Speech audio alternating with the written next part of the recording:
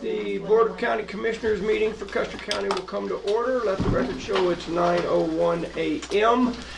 Mr. Bruiser, may I ask if you would lead us in the Pledge of Allegiance, sir? Certainly. Thank you, appreciate it. I pledge allegiance to the flag of the United States of America and to the republic for which it stands, one nation under God, indivisible, with liberty and justice for all. Thank you, sir. I would have asked ahead of time, but didn't want to run the gambit over here, you know. So thank you, appreciate that. Welcome, everybody. Good morning. Madam Secretary, would you conduct the roll call, please? Commissioner Flowers. Present. Commissioner Kanda. Here. Commissioner Prince. Present. Attorney Clint Smith. Present. And Clerk to the Board Kelly Camper present. Is everybody here? Thank you, ma'am. I think it's a positive thing. It can always be up for debate, but one of our members is older now than he was on Friday, so we want to wish happy birthday. Wiser. He's wiser now. Commissioner Wiser. Prince. Thank you very much. You're welcome. You're welcome. People ask me how old I was. Nobody's going to ask you. 68. So working? A child. He's just a youngster. Huh? He is. We good? Happy to be. No. Okay.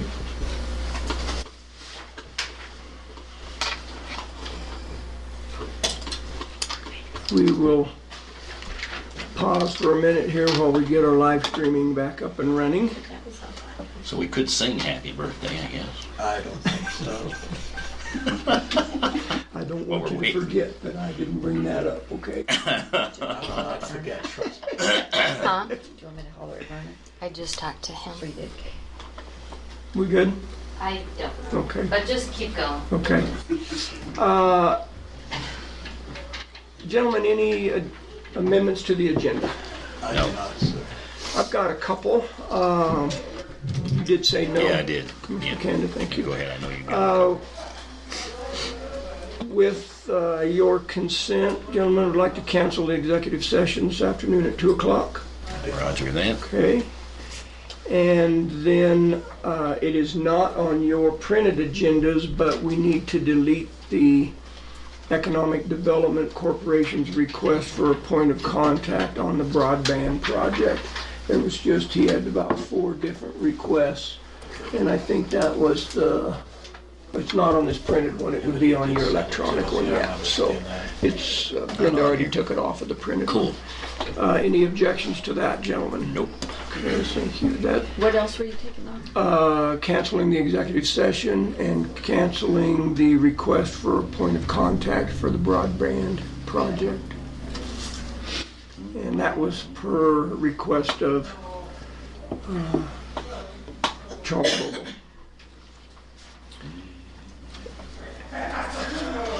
And then I do have another item. I don't know whether to bring it up here. I don't think we'll put it on the agenda item. I'll bring it up under commissioner items. So that's all I had. Anything else, gentlemen? Good? On agenda amendments? No, I was, we did away with the executive session. I was going to ask for attorney advice regarding the Wetmore plumbing issue, but I'll do it under Okay. commissioner. Probably, It makes more sense. yeah, I now. agree. Okay. There's been a change. Okay, good. All right, if, no other agenda amendments, we'll move on. Approval of the minutes, April 18th. I would assume everybody's seen those. Good. I will move to accept those minutes as presented, April 18th. I'll second it. We moved and seconded to approve the draft April 18th minutes of the Board of County Commissioners. Discussion, debate, questions, comments? Comment. Yes, sir. Well done one more time. Yep. Thank you. I appreciate the way you do that. Hearing no further comments, we'll proceed to vote. All in favor say aye. Aye. Aye. Opposed, nay. Motion carries. Minutes have been approved for April the 18th. Audience introductions. We'll start with you today, my golly. Angie Arterburn. Brent Bruiser, West Coast. We'll stay over there on that side. Tracy Ballard Terzia. John Johnston, Westcliff. Dale Mullen, rural Custer County. Rural Westcliff. Westcliff, that worked. Suburban. Yeah. Jackie? That's right. Jackie Hobby, Custer County Planning and Zoning. Terry Munson, Wet Mountain Fire. Go ahead, Bob. Bob Weisenbach from Westcliff. Renee Smith, Westcliff. Bruce Roper, Wetmore Community Center. Jackie Bubis Sutton. Thank you all for being here. Appreciate that. Commissioner items. Commissioner Kanda, care to start? Do you have anything? Sure, a couple things. Since we met last Justice Center meeting, I thought went really well. We're looking at some good things. And just so everybody knows, we're looking at the long range Justice Center county seat issues that of the future, trying to figure out what we can do and how in the future we'll be utilizing both this room and the new buildings that we might be able to put together as we go down the road. So I thought it went really well the other day. Also had a 911 meeting that, and as a result, we bought radios. Remember, Tom was there, and we just signed the paper on that new Motorola radios to replace the old ones. And Tom brought up a good issue that we discussed as well, and that was the IGA between all users, making sure that all districts are understanding and signing the IGAs and that kind of thing. I think that discussion went okay. Working the road and bridge budget, keeping track of that as we go along. We're going to be able, it looks like, we've had some good things happen. We've had some good comments. Roads are being fixed out there at the dam. The north and the east end of the dam was really in bad repair, and got some good comments back there. And the crew went out and peeled a bunch of ruts and ridges out of it and washboards, so and then sealed it. So we're going to be able to do more of that. We're going to have enough, I think, toward the end of the year. We're watching the budget as we go, but we'll be able to do a few more things that you all will find in the future. So I want to hear about them, good or bad. Also, had a good conversation with the engineering outfit that's working the airport. Has had a request to use the runway more by the people that bought the south end of Wolf Springs, and as a result, they would like to place, as we talked to you all before, a diesel farm out there to sell diesel fuel, which is a good thing.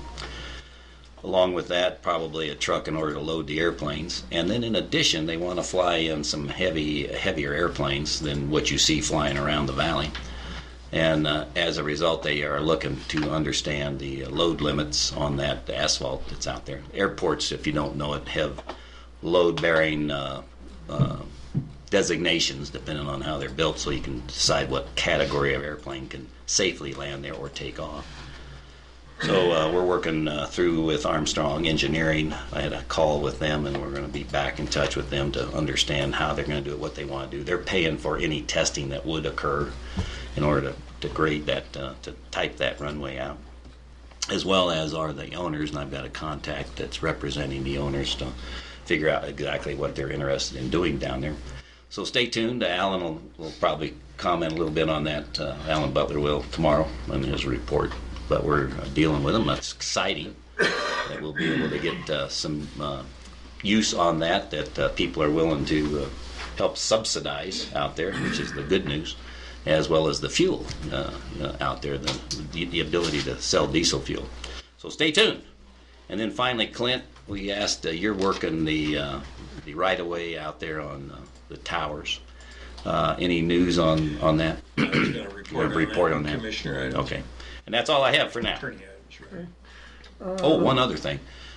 Brenda, did you, the broadband Vail meeting, we've got that nailed down, right? I need to get the agenda from you for the broadband summit. Mountain Connect? Yeah, I thought I had emailed that to you.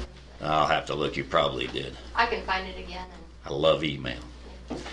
Okay. Yeah. Thanks. You are registered. All right. I know that much. All right. That's all I have. Thanks, Tom. And is it public knowledge what entity you're talking about out at the airport? What's the name of that corporation, or? Not yet. That's one of the things I want to talk to that representative about. Is who, and they are talking regularly now. So that's one of the meetings I have today. But you're not talking about the Indian tribe? No, none of this is the end. Just so everybody's clear, it's not the Indians we're dealing with. That ranch was divided into two pieces, and so far, and there may be some involvement because the runway is going to be used, and with the diesel fuel or the Jet A, the tribe nation that. The Navajo Indian Nation that has got the biggest interest down there may be using that runway to fly in and out, so we'll see. But this has to do with the people that bought the South End and their business and the people that they're bringing in to take advantage of that. And I think they're working a hunting lodge, a bunch of business entities down there with people coming and going, so they're going to be bringing in smaller than DC or 727s or 737s, but it'll be Gulfstream category airplanes. And Redmond's actually brought a few of those in as well, but they haven't been as big as these guys want to carry. So I'll let you know as soon as I find out anything. Good. All right, Commissioner. I've been very busy since our last meeting. Some of these are going to tie together, so I'll start with I spent today with the Upper Arkansas Council of Government meeting in Chaffee County. It's a whole day meeting. It's a whole day meeting, and it's made up of commissioners from all four of our representative counties, and there are county administrators that come. The mayor of Fremont County comes. Canyon City comes, and it's a quarterly meeting, and it's a wonderful meeting, and we talk about great stuff. And one of the things I discussed with them, we have learned that there is no place for us to recycle and take plastic bags. The last and only place we had has stopped taking those. This will tie in with my recycling meeting that I had. All the counties are having the same problem. Several of the counties are interested in writing an ordinance that says that local businesses can only use biodegradable bags. Apparently they cost the same amount of money. I told them I thought that might be a hard sell in Custer County, but if not, these plastic bags are going to have to go into our landfill. One of our issues I also had, I'll tie these two together, we had the recycling meeting, and that question came up also about these plastic bags. And recycling, we encourage people to recycle the plastic bags. I'm talking about the shopping bags, sandwich bags, all the bags that we have. The dilemma is that we ask people to recycle them because we're going to recycle them. Right now, the problem is going to be that they're going to have to go into a landfill, something no one really wants, but there's really no way around it. So recycling committee is going to revamp their marketing effort in that to say until such time these bags may end up having That's to a go into landfill. multi-county committee. What's that? That's a multi-county committee. Is that what you said? At the Upper Arkansas Area Council of Governments, we discussed the plastic bag issue. Yeah. I met with our local committee, Joan Liebman and several other people to discuss recycling in general. For example, I think everybody knows the town of Westcliff is going to be buying the CMB bank building and will eventually be moving their headquarters over there. We're trying to make sure that we can get the recycle truck to come behind because we'd like to put the recycling bins behind there. Those are the kind of things the locals doing, but the county... They don't have a place to put it, what you said. Right. Yeah. But the plastic bags is going to be an issue, and the question is, what are we going to do? So my suggestion is we notify the people that please keep recycling them, although they may end up in a landfill. As soon as we find an outlet for it, obviously we'll fix that. I met with Custer County Kids Council, Butch Garvin. Right now, the school is sponsoring the one employee they have. The employee is paid through grants. The way the grant is written from the state is the person must be an employee of the entity that's sponsoring them. The school can no longer sponsor them because of para. It becomes too expensive, so Butch Garvin came to me and said, would the county be interested in doing this?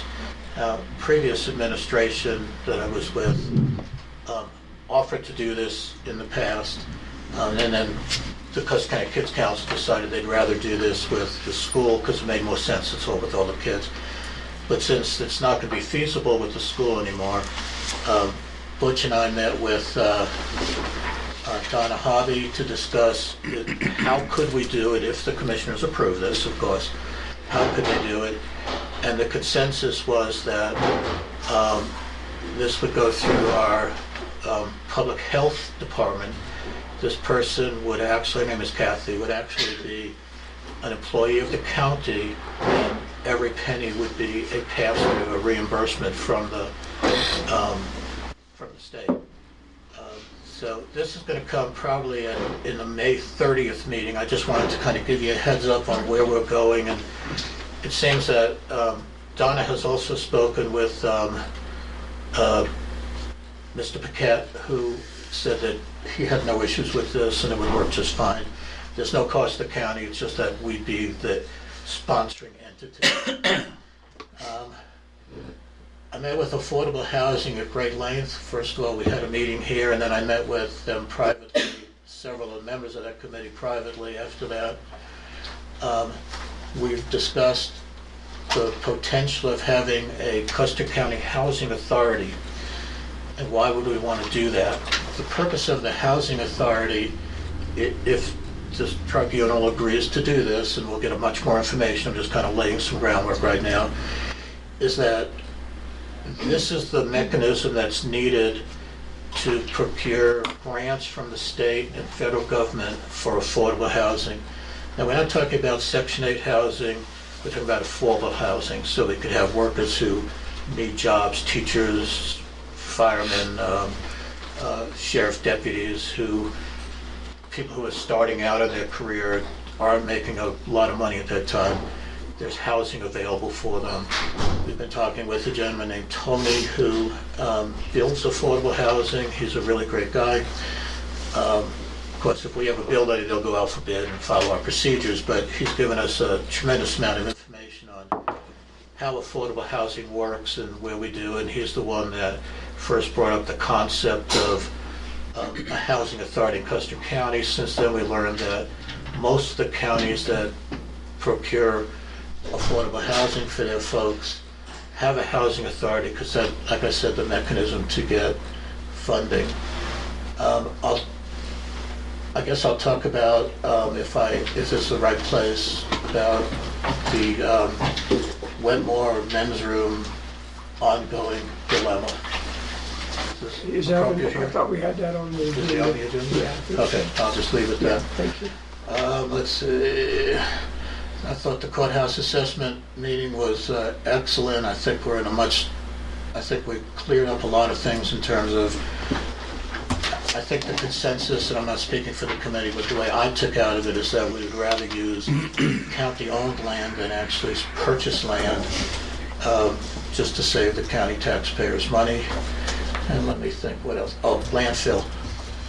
We met with Golden Engineering, all three of us, and I want to compliment the three of us because they made that comment that this is the first time that all three commissioners cared enough to come out to learn about our landfill. As you may know, our landfill is going to be, with nothing, if we don't do anything, in about, 6 years, Bill? About 5.5 years. 6, yeah. Our landfill will be full. And then we have some really dilemmas. If we had a transfer station, for example, and transfer stations, you dump it, they put it in a truck, take it down elsewhere.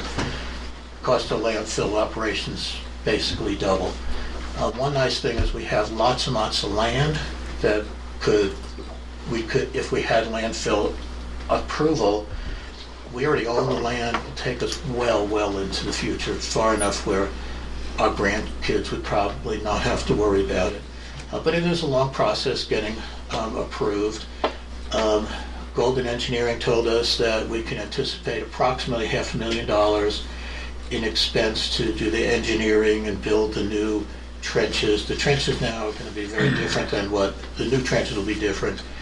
Our trenches now are unlined. The new regulations are they must be lined with a form of plastic. Any liquids that go into them, there need to be pumps to pump the liquid out. Obviously, to me, it sounds like a great idea. I don't want battery acid, whatever, leaching into our aquifers, so, but it raises the price up. During that upper council government meeting I talked about, I mentioned this to them, that this is on the forefront of Custer County at the moment, and they recommended a gentleman, and I'll pass this on to you, Bill, if you like, who just recently went through this in another county, and I don't remember the name of the county. I'm sorry, I was trying to rack my brain, but I'll get all the information for you.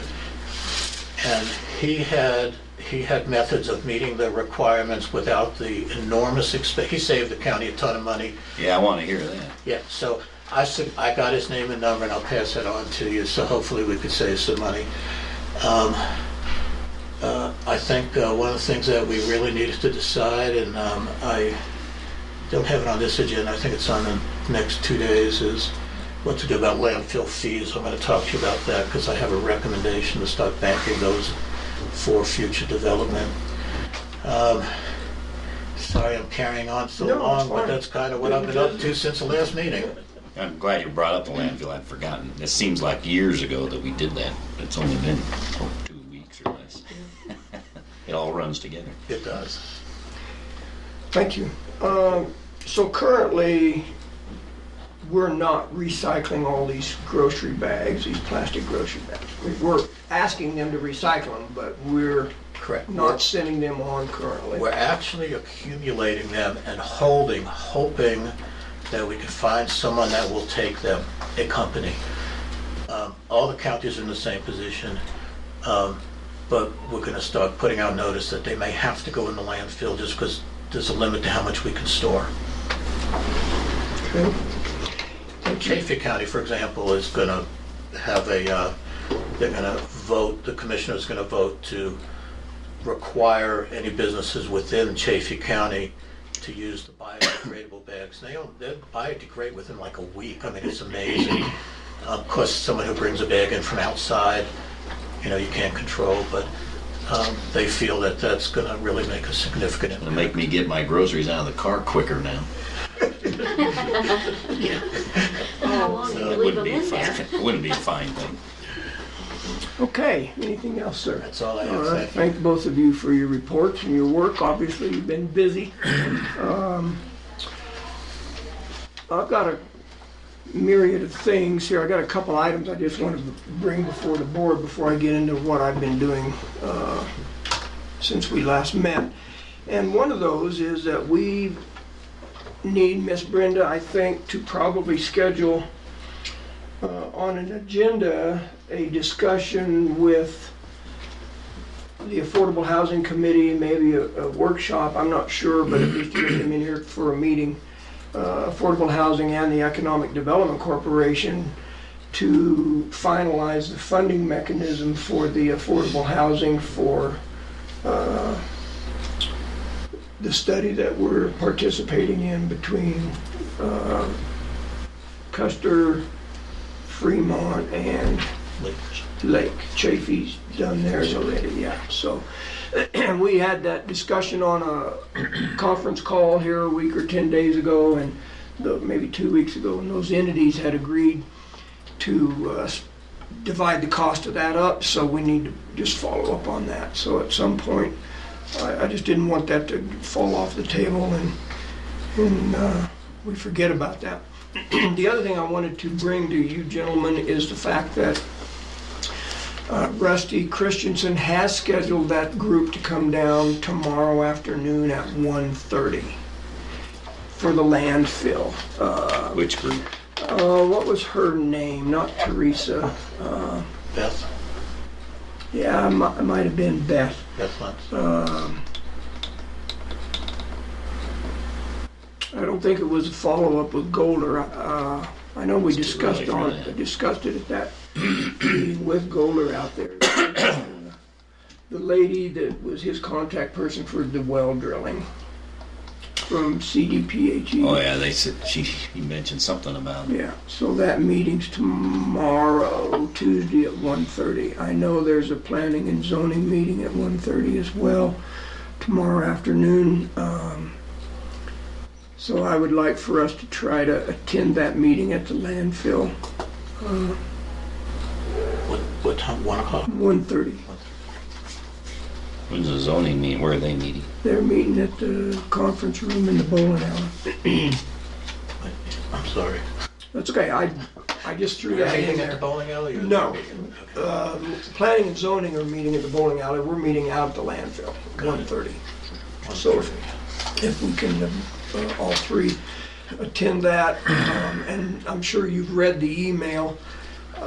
Initially, Colorado Department of Public Health and Environmental Agency wanted and had planned on drilling 3 monitor wells, one on the northeast side and the other 2 on the southwest end of the current trenches. Now I think they're going to drop one of those. Yeah, they and said there'd only be 2. Probably. possibly drill 2. They Which will is do good. that at their own expense. The state will pay for those monitoring wells.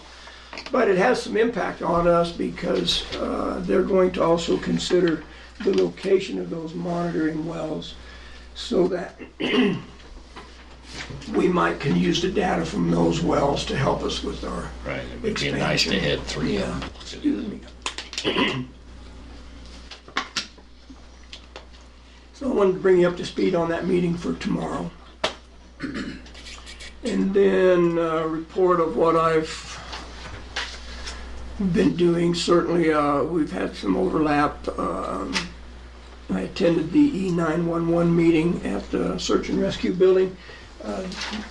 We did vote as a board to expend the dollars to upgrade the 911 system, hardware, software, That's what we just bought. follow-up, yeah. So that was $213,000, I believe. And that money had been, they had Saved. saved that money up out of their surcharge funds from 911 surcharge on phone bills.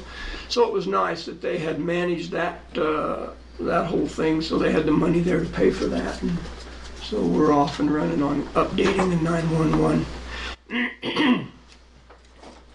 And then that was on April 19th. Also on the 19th, I attended the Round Mountain Water and Sanitation District's public meeting down in the, Bill was there as well, down in the conference room at the bowling alley. And as I'm sure we're all very aware of, Round Mountain, they're going to have to do something. And so thought that was a good meeting. The business owners certainly indicated to Round Mountain they felt like Round Mountain needed to do something differently than what they're planning on right now because they're just afraid they're going to force those businesses to close their doors because they just can't afford those water bills. And primarily of the businesses that were there was represented an increase on their monthly bills anywhere from 100% to 700%. One business was there, said their bills were going to increase by 500%. The other one said 600%. And then the 700% increase business was not there, but had conveyed that to the other commercial businesses in town. So there's some concern there. And I almost want to say we are having a problem. Well, it's not the county. The county really does not have anything to do with that, but I feel like it's a community county-wide problem. I'm not on it. Obviously, I live in the county, but I'm certainly I feel bad, as I'm sure everybody in the county does. Excuse my voice this morning. Well, it impacts the county, like you said. It will. Because businesses, if businesses can't afford to be here, that's bad for the people of the county. Right. The economic value of the whole county. Yeah, so I think it's something we all need to be concerned about. I think countywide, and I would suspect the commissioners are going to take some heat over this eventually, but I just think our county has, and our county leadership has, for one reason or another, basically ignored some issues that I think this Board of Commissioners are going to try to deal with. And you talked about some of them. Obviously, this affordable housing, we have got to address that. There is no question. I would support this authority as a commissioner because we need some legal entity to be able to deal with affordable housing in this county. Did you mention the Texas study? No, but I'd be happy. Would you mind doing that real quick? Because you can address it Okay. more articulately than myself. Yes. We agreed to do a multi-county study just recently that the share to Custer County will be a little over $13,000.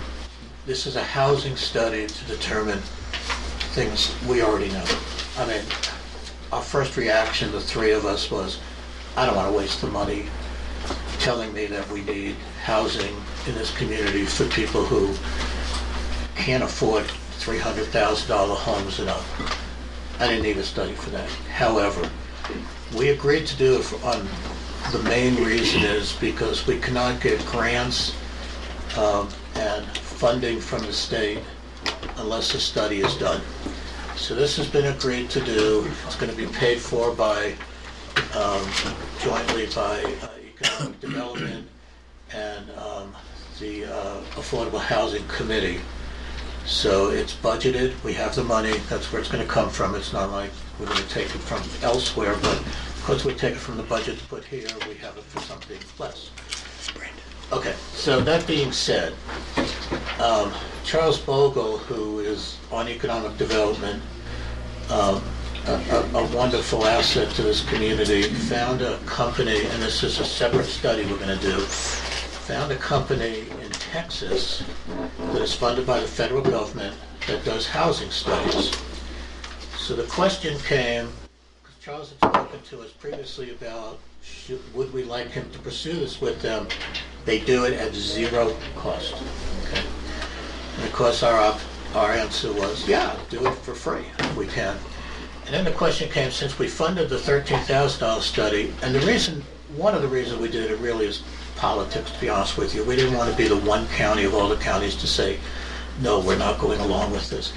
Even though in 2008, I believe it was, we did a housing study, we paid for it, it sits in a drawer behind me, it was never even looked at. It's just a total waste of money when it's done then, and I was really concerned about wasting money now. Anyway, so we're going to have two studies. We're going to have the one that we're funding, and we're going to have the one that Charles Bogle is bringing to us from this Texas company. The question was, do we want to have both of them do a housing study, or maybe we want the Texas one to look at something else? And the question was, like, mass transit in Custer County. And it got shut down pretty quickly, thinking that a train through town probably wouldn't make sense. So anyway, so we're going to have two housing studies. One is free. The other one, for multiple reasons, we've agreed to fund it. So hopefully we're going to have enough studies where it's going to be hard for any entity that doles out money for housing could say you didn't do your homework. And that's kind of where we are. Thank you, sir. Appreciate that. I'd kind of forgotten about the Texas study. Yeah, and as just an everyday, normal citizen taxpayer of this county, I about went into orbit when we were talking about these housing studies. Right. And Jay and I were on a conference call with Council of Governments about that. And we both basically agreed and said to them, it doesn't take a rocket science to figure out what we need for affordable housing. And their explanation, and I eventually came around and agreed with the theory and the thinking behind it, is that without these formal affordable housing studies, we're dead in the water with trying to attract outside investors, large grants, government assistance, not Section 8, but, government grants or whatever. If we go after that stuff, invariably, the history has shown, the first thing they're going to ask is, well, what did your housing study say? And so I feel like we're almost held hostage with that whole theory, but it holds water too. Gentlemen, you're welcome to bring some chairs in, or there's a couple of seats up front as well. Good morning. How are you? Charles, couple seats up here if you're interested. Worse than going to church. Yep, so I wanted to get all ignorant and wild and crazy about that because I just thought it was stupid to drop that kind of money, $63,000 on an affordable housing study for a tri-county study. And I said to them, I'd be very concerned. I don't care what Fremont County's doing. They got 55,000 people in their county. We got 4,500. I'm more concerned about and they assured us that what applies to Custer County will be in that study. So we agreed to go all in on that, and that's reference back to my That was earlier after the comment. meeting we had here, right? You were on the phone. Yes. They discussed Yeah, that when you were in here. Well, no, our phone conversation was prior to prior to Judy that? coming up, or Judy's Right. representative. And that's why Judy came up, because we basically said, This is crazy. we're not going to spend $13,000 of money that we at the time felt wasn't budgeted for a study to tell us what needs to be done. And since then, two entities stepped up and said, we'll fund it out of our budget, and we said, no problem. Yeah. So I think the four things that are really going to come to the forefront, and I think I'm a little concerned that, one, how do we get the word out to the community? How do we express as a commission our intent and desires and our beliefs in moving forward with the county, how that is going to happen? I wish we had some mechanism that we could just get the information to every household in the county. And that is affordable housing, expanding our landfill, moving forward with some kind of a justice center, and then dealing and assisting with whatever. I'm certainly not talking financially here, but assisting Round Mountain Water and Sanitation. I think those four things really are critical issues that we're going to have to deal with. I think they're probably the four most critical, not our broadband project notwithstanding, but that's already in the works of moving forward. So I think these other four things are things that we, as a Board of County Commissioners, can have some impact on. I'm excited about the affordable housing thing. So, Can I just dovetail on that just for a second, since we're talking affordable housing? Westcliff stepped up. Remember I mentioned I went to a private meeting also about affordable housing. That was with Mike Carter and Westcliff. And he brought out his map. They have 20 lots up near Hermit Road that the town is willing to designate for affordable housing. No details are really done, but the impression I got was the town of Westcliff may be willing to donate some of these lots, maybe willing to sell them at a basically minimal cost. More importantly, they're willing to, the cost of the infrastructure is the killer that's bringing in water and sewer. Westcliff said that they would use their personnel to dig the trenches, which is one of the most expensive parts. So Westcliff is really on board with this. Without stepping on anybody's toes, I made the comment, and I hope I'm not jumping the gun, saying that if Westcliff is willing to use their equipment to help with some of the infrastructure, I suspect the county and Silvercliff would both be willing to step in and assist with some of that infrastructure expense by digging the trenches and things like that. So there is land available for affordable housing. Obviously, we need to decide what is affordable housing. That question's been asked many times, and we don't really have a definition. But to me, affordable housing is a new teacher just out of college wants to have a starter home with a husband, that they can afford a 2-bedroom, 1-bath home with a 1-car garage, something under $200,000 or maybe even less if we could work it out. So that's kind of where we are. I just wanted to bring up the Westcliff aspect of this because this is not just idle talk. We actually have ground we're talking about. We have infrastructure we're working on. I'm doing the legal research for Westcliff on, really for the committee on what does the state require for a housing authority. So this is something that is starting to snowball, and I'm very excited about it. Yeah, as am I. May I ask? Question? Yeah, the chair's going to go ahead and allow one question here from the audience. Go ahead. These studies, do they go into what our area medium income is? Absolutely. Okay. Yeah. So I did affordable housing in Denver, and you've mentioned twice or three times it's not Section 8, which it is not. Correct. So the study looks at area media income and then bases applicants' qualifications off from that income. So you're at 80% of that income, 60% of that income, 40, and it goes down to 30. So it's not Section 8. It's not your rent is based off your income. It just compares it to that area income. So if your annual income is 80% of the area median, you're going to pay higher. If your annual income is 60%, and then it Right. knocks it down from there. Yeah, and that, I think a lot of the studies do operate between 20 and 80% of the household Right. median income, so. And you have to have so many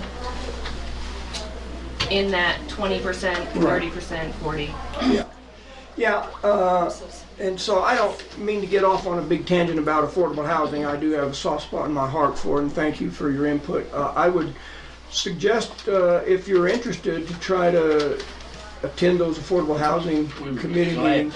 I was going to say, without trying to commit, I don't want to embarrass you, but we'd love to have you as part of this. Yeah.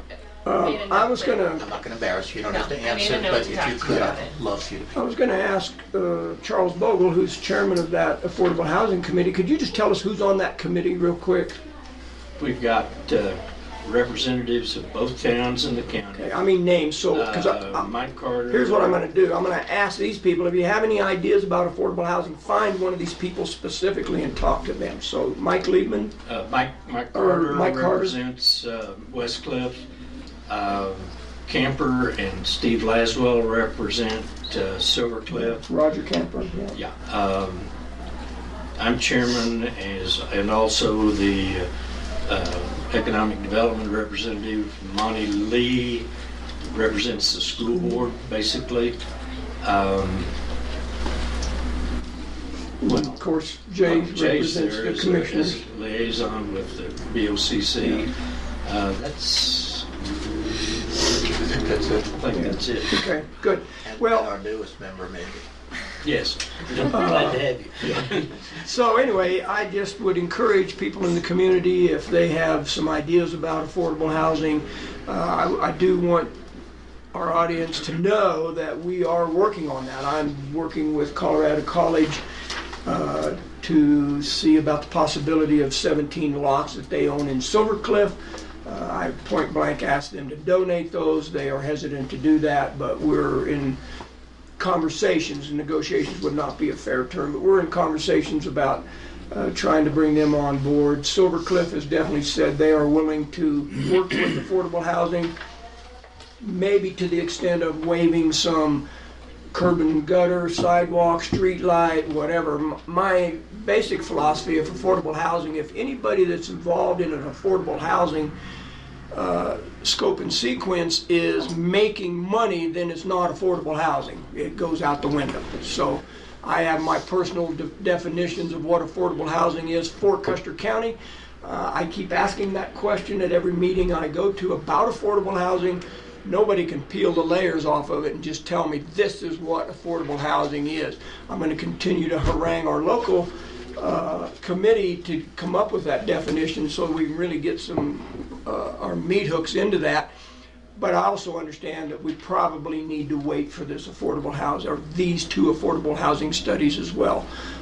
They do it as a profession, so that would supersede my personal opinion. But anyway, I just think those are four things that we really, within the next 5 years, we are going to have to face head on. So And then quickly, and I know we're taking a lot of time here, I also attended the Justice Center Assessment Committee, the meeting that we had here, trying to find some direction to go about alleviating some of our overcrowding, overaged facilities. Certainly, we have some other issues that we need to deal with there as well. I did set in on the very end of that Affordable Housing Committee meeting and was glad to have got to do that. I also went to Denver on the 24th and attended the statewide Internet Portal Authority conference. It was a one-day meeting. Basically kind of a high-end county entity technology conference, so most of that was way above my pay grade, but I'm glad I went. I thought it was well worth the time and the money to go up there and attend that meeting. I did receive a certificate on behalf of Custer County in the afternoon or early evening session pertaining to the grant that SIPA, Statewide Internet Portal Authority, gave the county last year that paid for the or that helped pay for the equipment for live streaming of our meetings. So that was nice to be there, have someone there to receive that. I also attended an ag disaster training and emergency planning meeting in Salida on the 25th. Primarily any natural disaster, but obviously here flooding is not a huge issue. Fire would be our main concern here. So it was good. They brought some people out of the University of Wyoming down to help facilitate that meeting, or that little conference. So I thought that was time well spent as well. I also attended on the 26th the Upper Ark Workforce meeting, as did Mr. Bogle, representing Custer County, and thought that was an interesting meeting. That organization basically is working to promote jobs and help the economy in this region.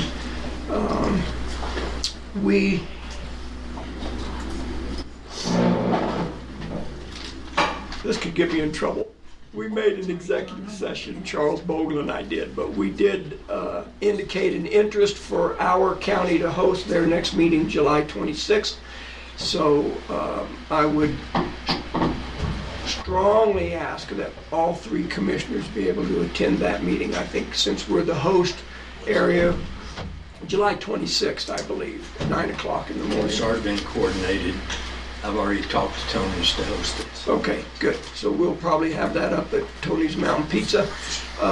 And that group was very appreciative. I don't want to say very impressed, but they were very appreciative to have a commissioner from Custer County be there and represent our county. And I know they would just think the world of us if we could all three attend that workforce meeting on the 26th of July. I'm hoping to set up a little tour of a couple of businesses around the county, maybe right before lunch or something on that. So obviously down the road a little ways, but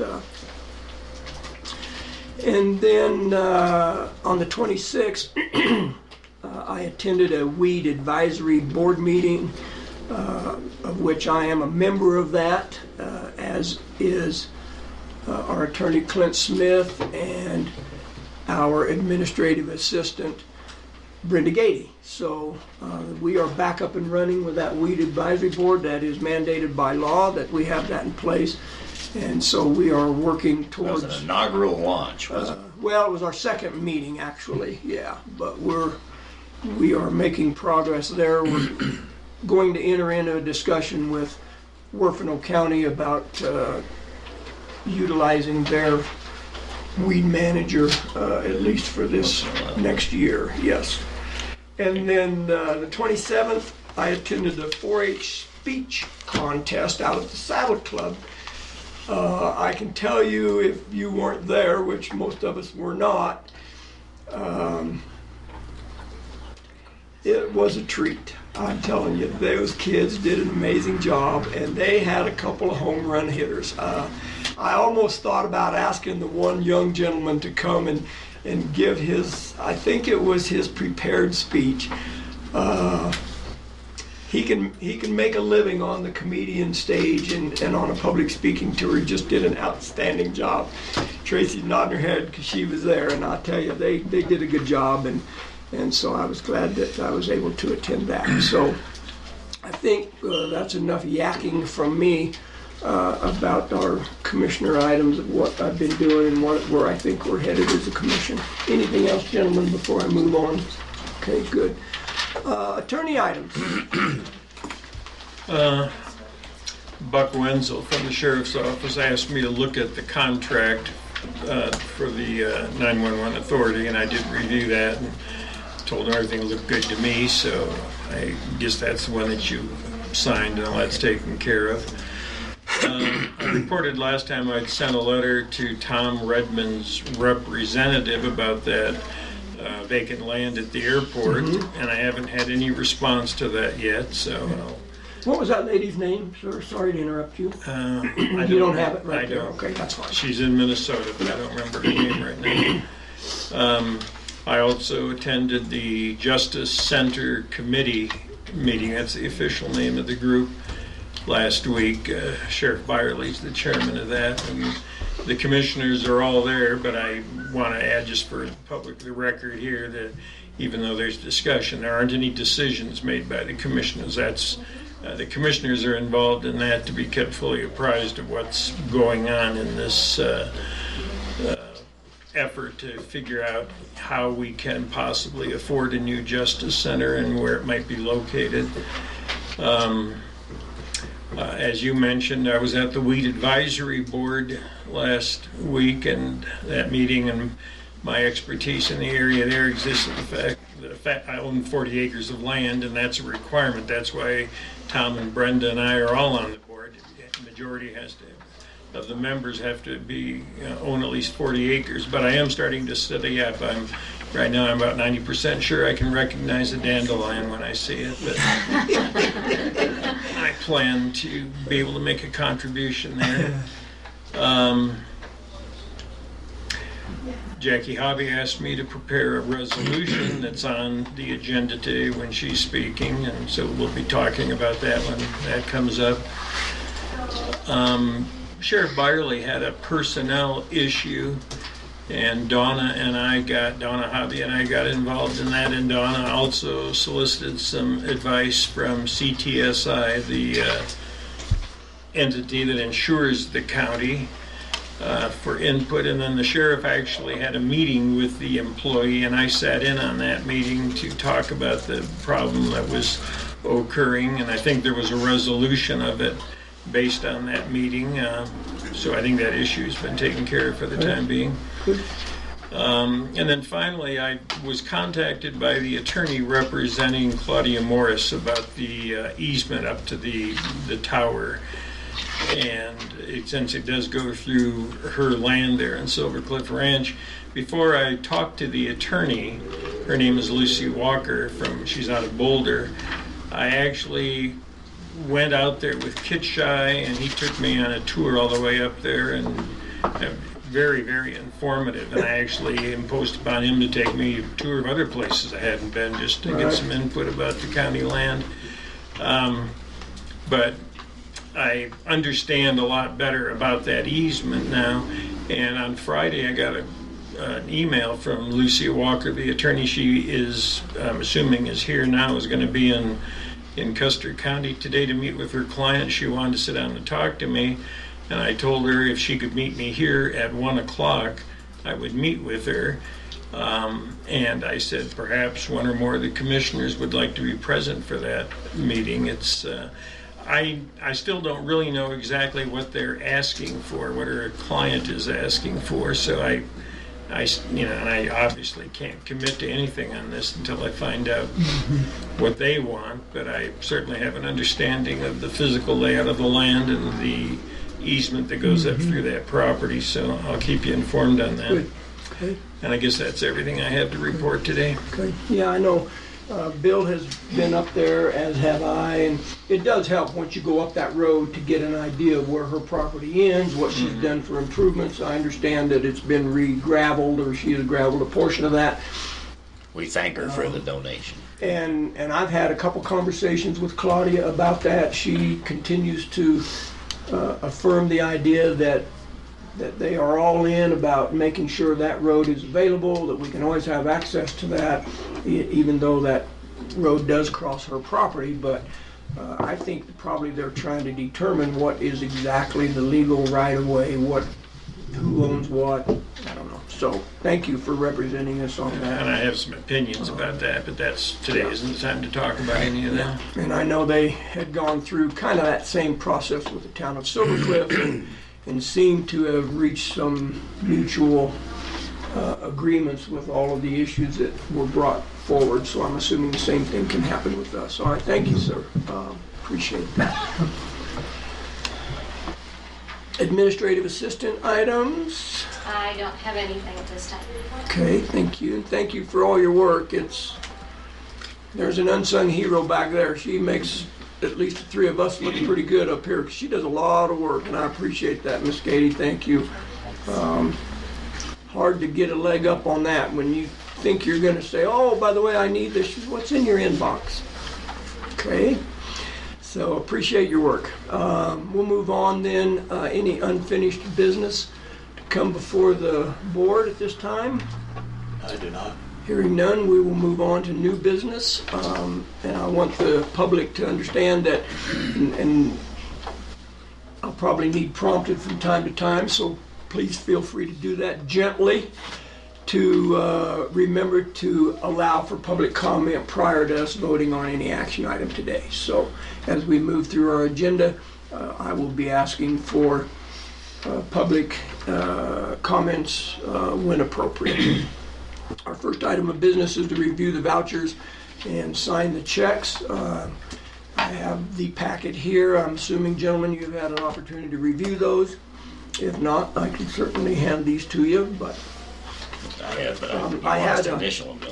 pardon? Yeah, I will need to initial each one of those. I had a couple of questions. I ran those by our chief financial officer. She answered them. I can relay those to you if you're interested, but when I reviewed them, I had a few questions. I move that we accept the vouchers as presented. I'll second that motion. Been moved and seconded to approve the vouchers as presented. Any further discussion? Public comment? Hearing none, we'll proceed to vote. All in favor say aye. Aye. Aye. Opposed, nay. Motion carries. Vouchers have been approved. I will follow up with Road and Bridge. I did not have a chance to talk with Mr. Hyde this morning on one of the questions that I had, so when we meet with him on our staff reports, I'll probably bring that up and we can have that conversation then.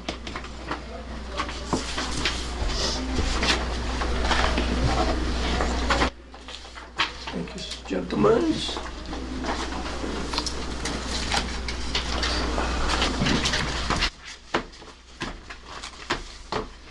You know, I'm nodding at Mrs. Gady. It just made me think of being in a funeral when the funeral director nods and somebody knows exactly what that nod means and they run over and do something real quick. Just look at her nod and she knows she's coming after something, so. Not that those two things are similar, don't miss I was gonna say, she putting flowers on one of our graves. Could be. At this time, I would entertain a motion to go into recess as the Board of County Commissioners, and if you would like to convene as the County Board of Health. So moved. I'll second. Been moved and seconded to take a recess to recess the Board of County Commissioners meeting and convene the Board of Health for the purpose of dealing with some regulations. All in favor say aye. Aye. Opposed, nay. Motion carries. We're in recess. Good morning. Ouch. Got to make eye contact when we shake hands. Oh, sorry, I meant to squeeze his. Sorry. Okay, How are ya? so, as you received in your packet, this is becoming a situation that comes up all the time. The state of Colorado redoes their outs regs, which is on-site wastewater treatment system. Then they give the counties a year to get theirs done. Okay. So then you send your regs into the states, and then they look them over, and you can be more stringent than the state, but you can't be less stringent than Regulation 43. Okay, so then you go before the public health, and you do a resolution, then you have to wait 45 days, send it back to them, and say, we've met our 45-day stay, and then they'll approve them. So I've already got one approval saying to move forward. Can't do anything until they tell you to move forward. From the state, From the states. CDPHE? And so these are the newest septic regs. In the front of them, you'll see a walkabout. Now, this is only complements the state regs. This is what Custer County does different compared to other counties and stuff. The only thing that you will probably see in here that the state has lessened the perk or the soil analysis to 4 feet of water, and I disagree with that. So I did the 8 feet, which is more stringent. And we had a little discussion about that, but all I need is a resolution stating that this has been brought before you and we're ready to move on. The reason why it's ran through you is because you are the Board of Health, but I act as Sanitary. And the purpose of the 45 days, if I'm not mistaken, is to give the public an opportunity to comment before. Okay, we're going to put this out in a newspaper or somewhere so it the goes public knows. to all my septic contractors via their email. Okay. But I'd be willing, if you would like, if you think that that would be helpful too, because I'd like to do, actually, I think that was a great idea, because I'd like to do twofold. I would like to do the septic regs and the zoning regs, and have two notebooks in my office so that people can come look at them. I think that's really a good idea because your septic contract, someone may bring one in from somewhere else who doesn't know, just if you give it just to them. So I think the purpose of public notice really we ought to try our best to get it public. So I appreciate that. Thank you. Thank you. Let's deal with this, and I got a couple questions for you. Yeah, we're good, and there's nothing new other than what you said, the 8-foot requirement we've had forever. Correct. And then the regulation that the state did. This is just, yeah. And it goes into, it's already in effect, so we're all working off that. So I read this, and I'm trying to wrap my brain around, what is it? Is this just a formality, or is there something that actually changed from the previous regulation on septic systems? Yes, they changed the. In fact, I attended a meeting last week in Salida, and the gentleman that is the head of the outs at the state level, is going to be setting a red line. But I think they just made things more clear because a lot of loopholes were in the first one. Okay. And it's amazing how they changed some stuff. They really didn't do anything that would affect a normal contractor. It's just Okay. basic verbiage. Now with mine, they don't ever say that you need to sleeve going across the driveway. So that's in our regs that you need to sleeve and stuff like that. So Okay. mine are just more stringent. Which is appropriate. Thank you. So,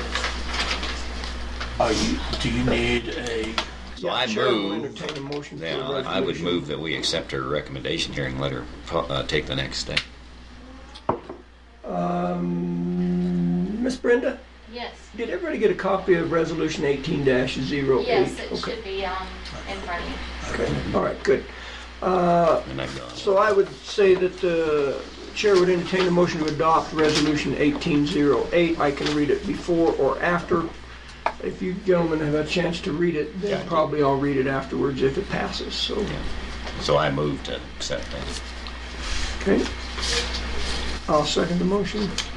It's been moved and seconded to adopt resolution number 18-08, a resolution adopting revised on-site wastewater treatment system known as OWTS regulations for Custer County.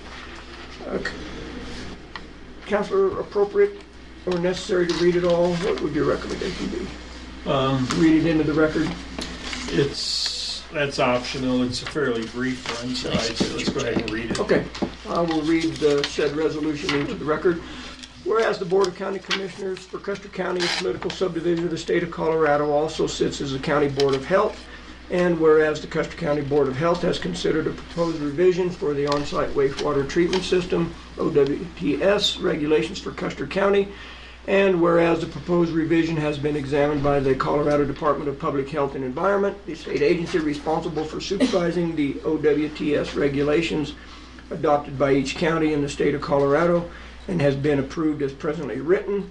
And whereas the Custer County Board of Health finds that the revised regulations attached to this resolution as Exhibit A are in the best interests of the public health, welfare, and safety of the citizens and inhabitants of Custer County.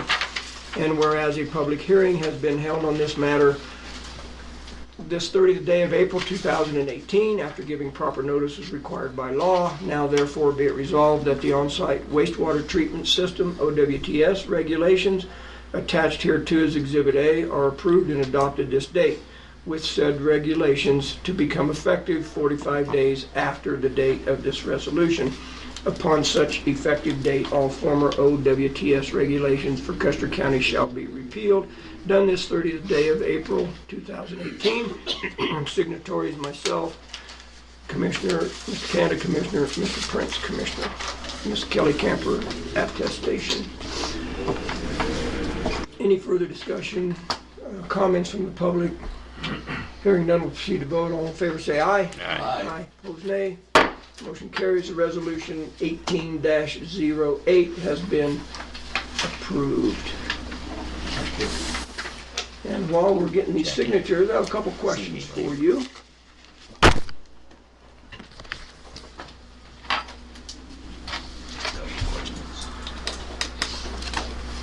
It's in the, I know. it's in the state. Is it? Inch. Referred to. I need that back page back. Sorry. Is there two pages there? Yeah. One's my agenda. So, Miss Jackie, while we're in Board of Health, do we have a septic repair permit? Yes. Is there a charge for such Yes. permit? How much is that? 70 Go big right on. ones. $70. Okay. And can you tell me or tell us, are there septic systems within municipalities of Silver Cliff and West Cliff? Yes. And would it be legal currently to apply for a permit to put a septic system within the town? Only if Details. the municipality does not serve you. Does not or does not want to? Does not. So if they do not have the infrastructure in place, Then I receive a letter from Round Mountain stating that your particular property can have a septic system. You cannot move forward until I receive the letter. okay? And if the infrastructure is in place, available to a landowner, could they get a septic permit? No. Okay, thank you. Go ahead, Commissioner Prince. I was going to jump in. It's actually, and correct me if I'm wrong, my understanding is that Round Mountain has to say that it's not available, not just they're not going to. Correct. It's where they don't have service. They have no service. Like when you go up the highway in Silver Cliff, on the left, on the north side, we just got through doing one up there on French Street because they don't have. But even though Round Mountain was close, the expense, since they don't service that one block, they actually asked if I would ask the homeowner if he would hook on, and the homeowner said no, and there's no way that you can force them because they don't service that whole line. Had the line already been there, that conversation wouldn't have taken If place. that line would already been there, then they wouldn't even had the opportunity to come before us. Right, they'd have to hook on or do without, can't put a septic. What about a well? Obviously, Senate Bill 35 decrees you gotta have a minimum of 35 acres. Is that in the county? Yes. Would it apply in towns? No. So that somebody could drill a well on their property in the towns? Yes, because all of Silver Cliff Ranch is wells and septics because Round Mountain doesn't service them. What if Round Mountain did service? Could they still drill a well? No. Probably couldn't get permitted from the state to do that. Can't get permitted from the state. Okay. Right, because it's in a municipality. I'll defer. I don't know. Yeah. I'll believe you. Do we have any wells within, and I'm not talking about necessarily Silver Cliff Ranch, I'm talking about the two towns proper. If I owned a piece of property here in town, could I drill a well on it? I do not believe so. Okay. But that would be up to Division II Water to make that judgment. But I couldn't use the case, I need a well because Round Mountain doesn't have service here, or I don't like their service, or whatever. You could probably use the case that Round Mountain doesn't service you. Right. But then you would have to get a letter from Round Mountain stating that they don't service you. Yeah, it'd probably interfere with the water rights, with the 40 acre per well, Yeah, 35 et cetera.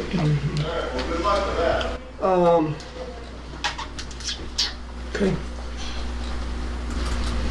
Anything else to come before before Jackie, number one? And No, then the health department. number two, anything else?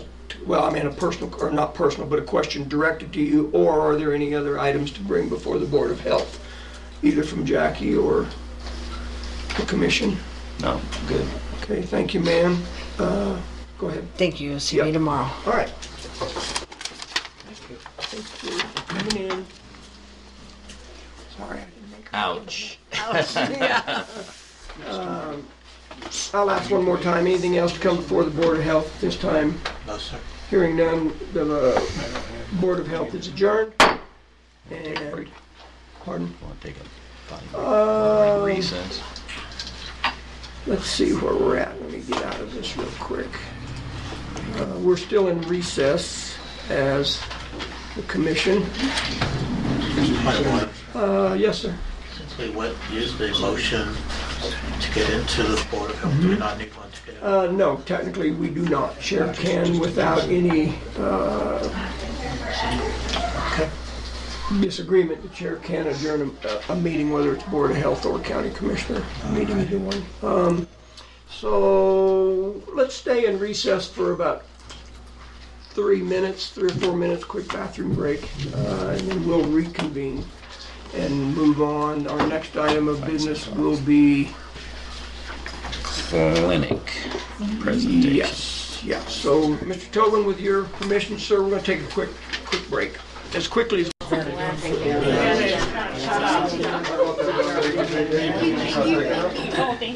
me to have it after twice. It gets more severe each time. And it hurts in my eardrum. I know. I will be at the meeting. You're fine, I'm holding your chair. Chair's being polite, but the gavel's going to get louder if somebody doesn't have a seat. Thank you. The Board of County Commissioners meeting will reconvene. Let the record show it is 10:19. And with that, we will move on to the next item of business, which is a presentation from the Custer County Clinic by Mr. Tobin. Welcome, Bob. Bob. How are you, sir? I'm fine. Thanks for being here. Thank you. How are you? Please have a seat.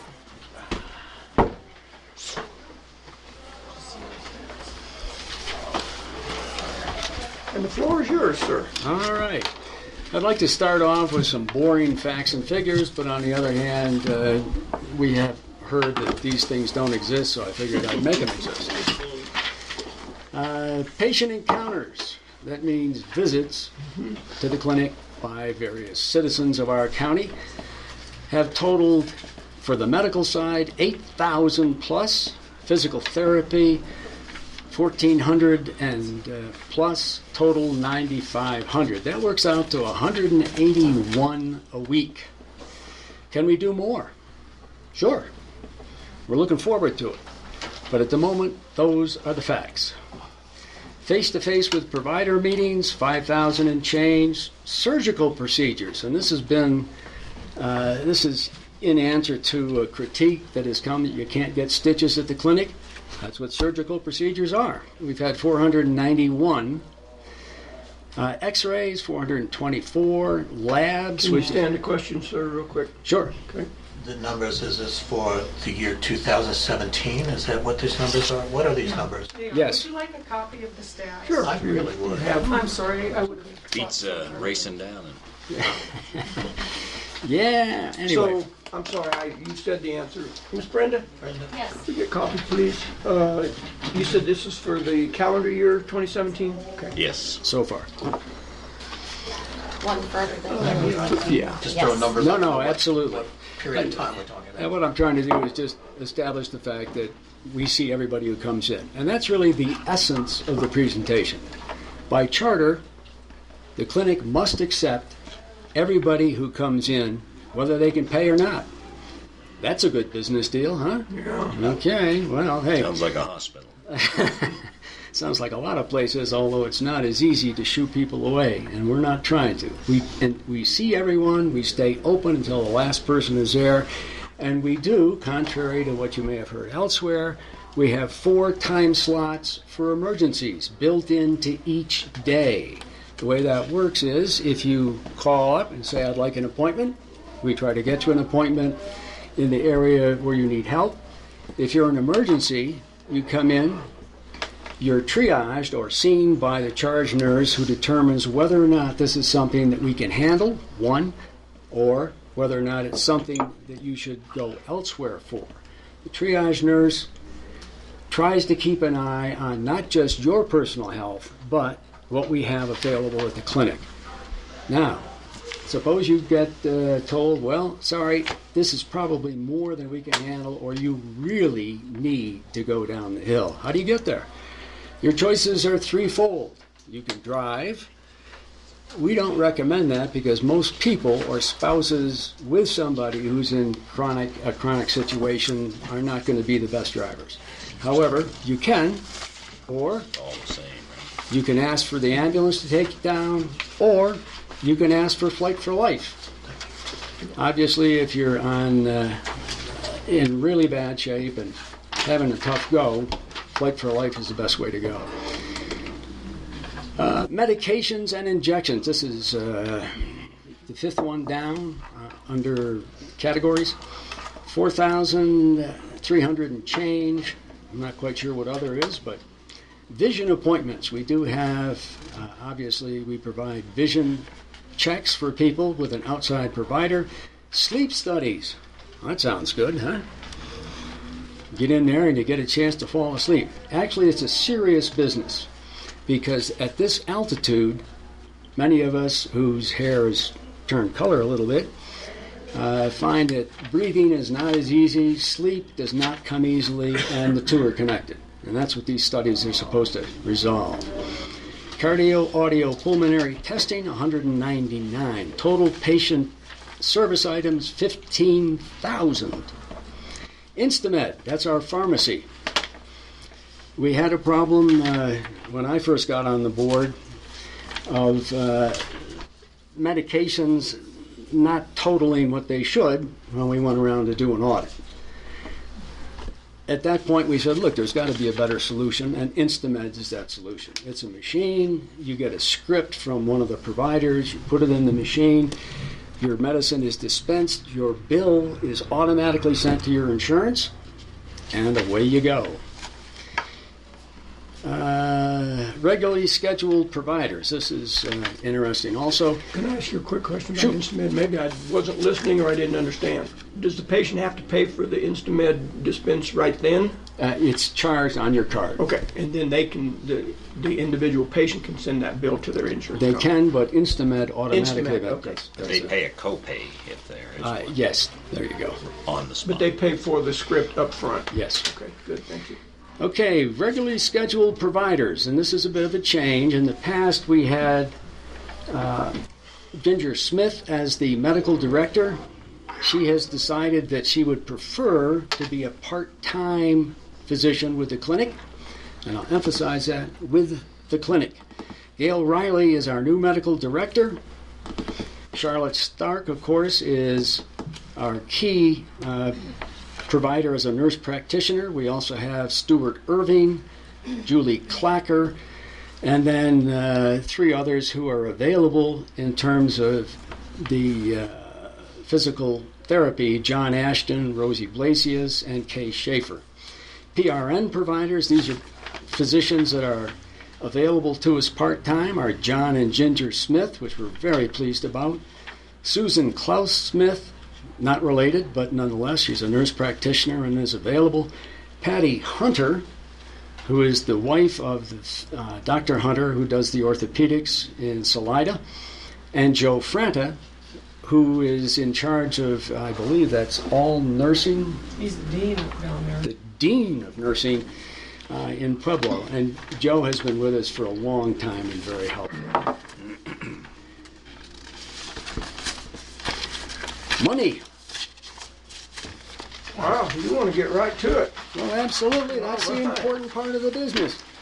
And I want to emphasize that while we take all comers, we aren't going to take all comers for long if we're broke. And we've been there. When I first got on the board, there had been 3 successive audits warning us that we were under an ongoing concern watch. In accounting language, that means you may not make it next year. And don't be surprised if that's the case. It's a warning. Get your act together or you'll be out of business. 3 of those sort of brought our attention span up rather well. Losses had exceeded $500,000.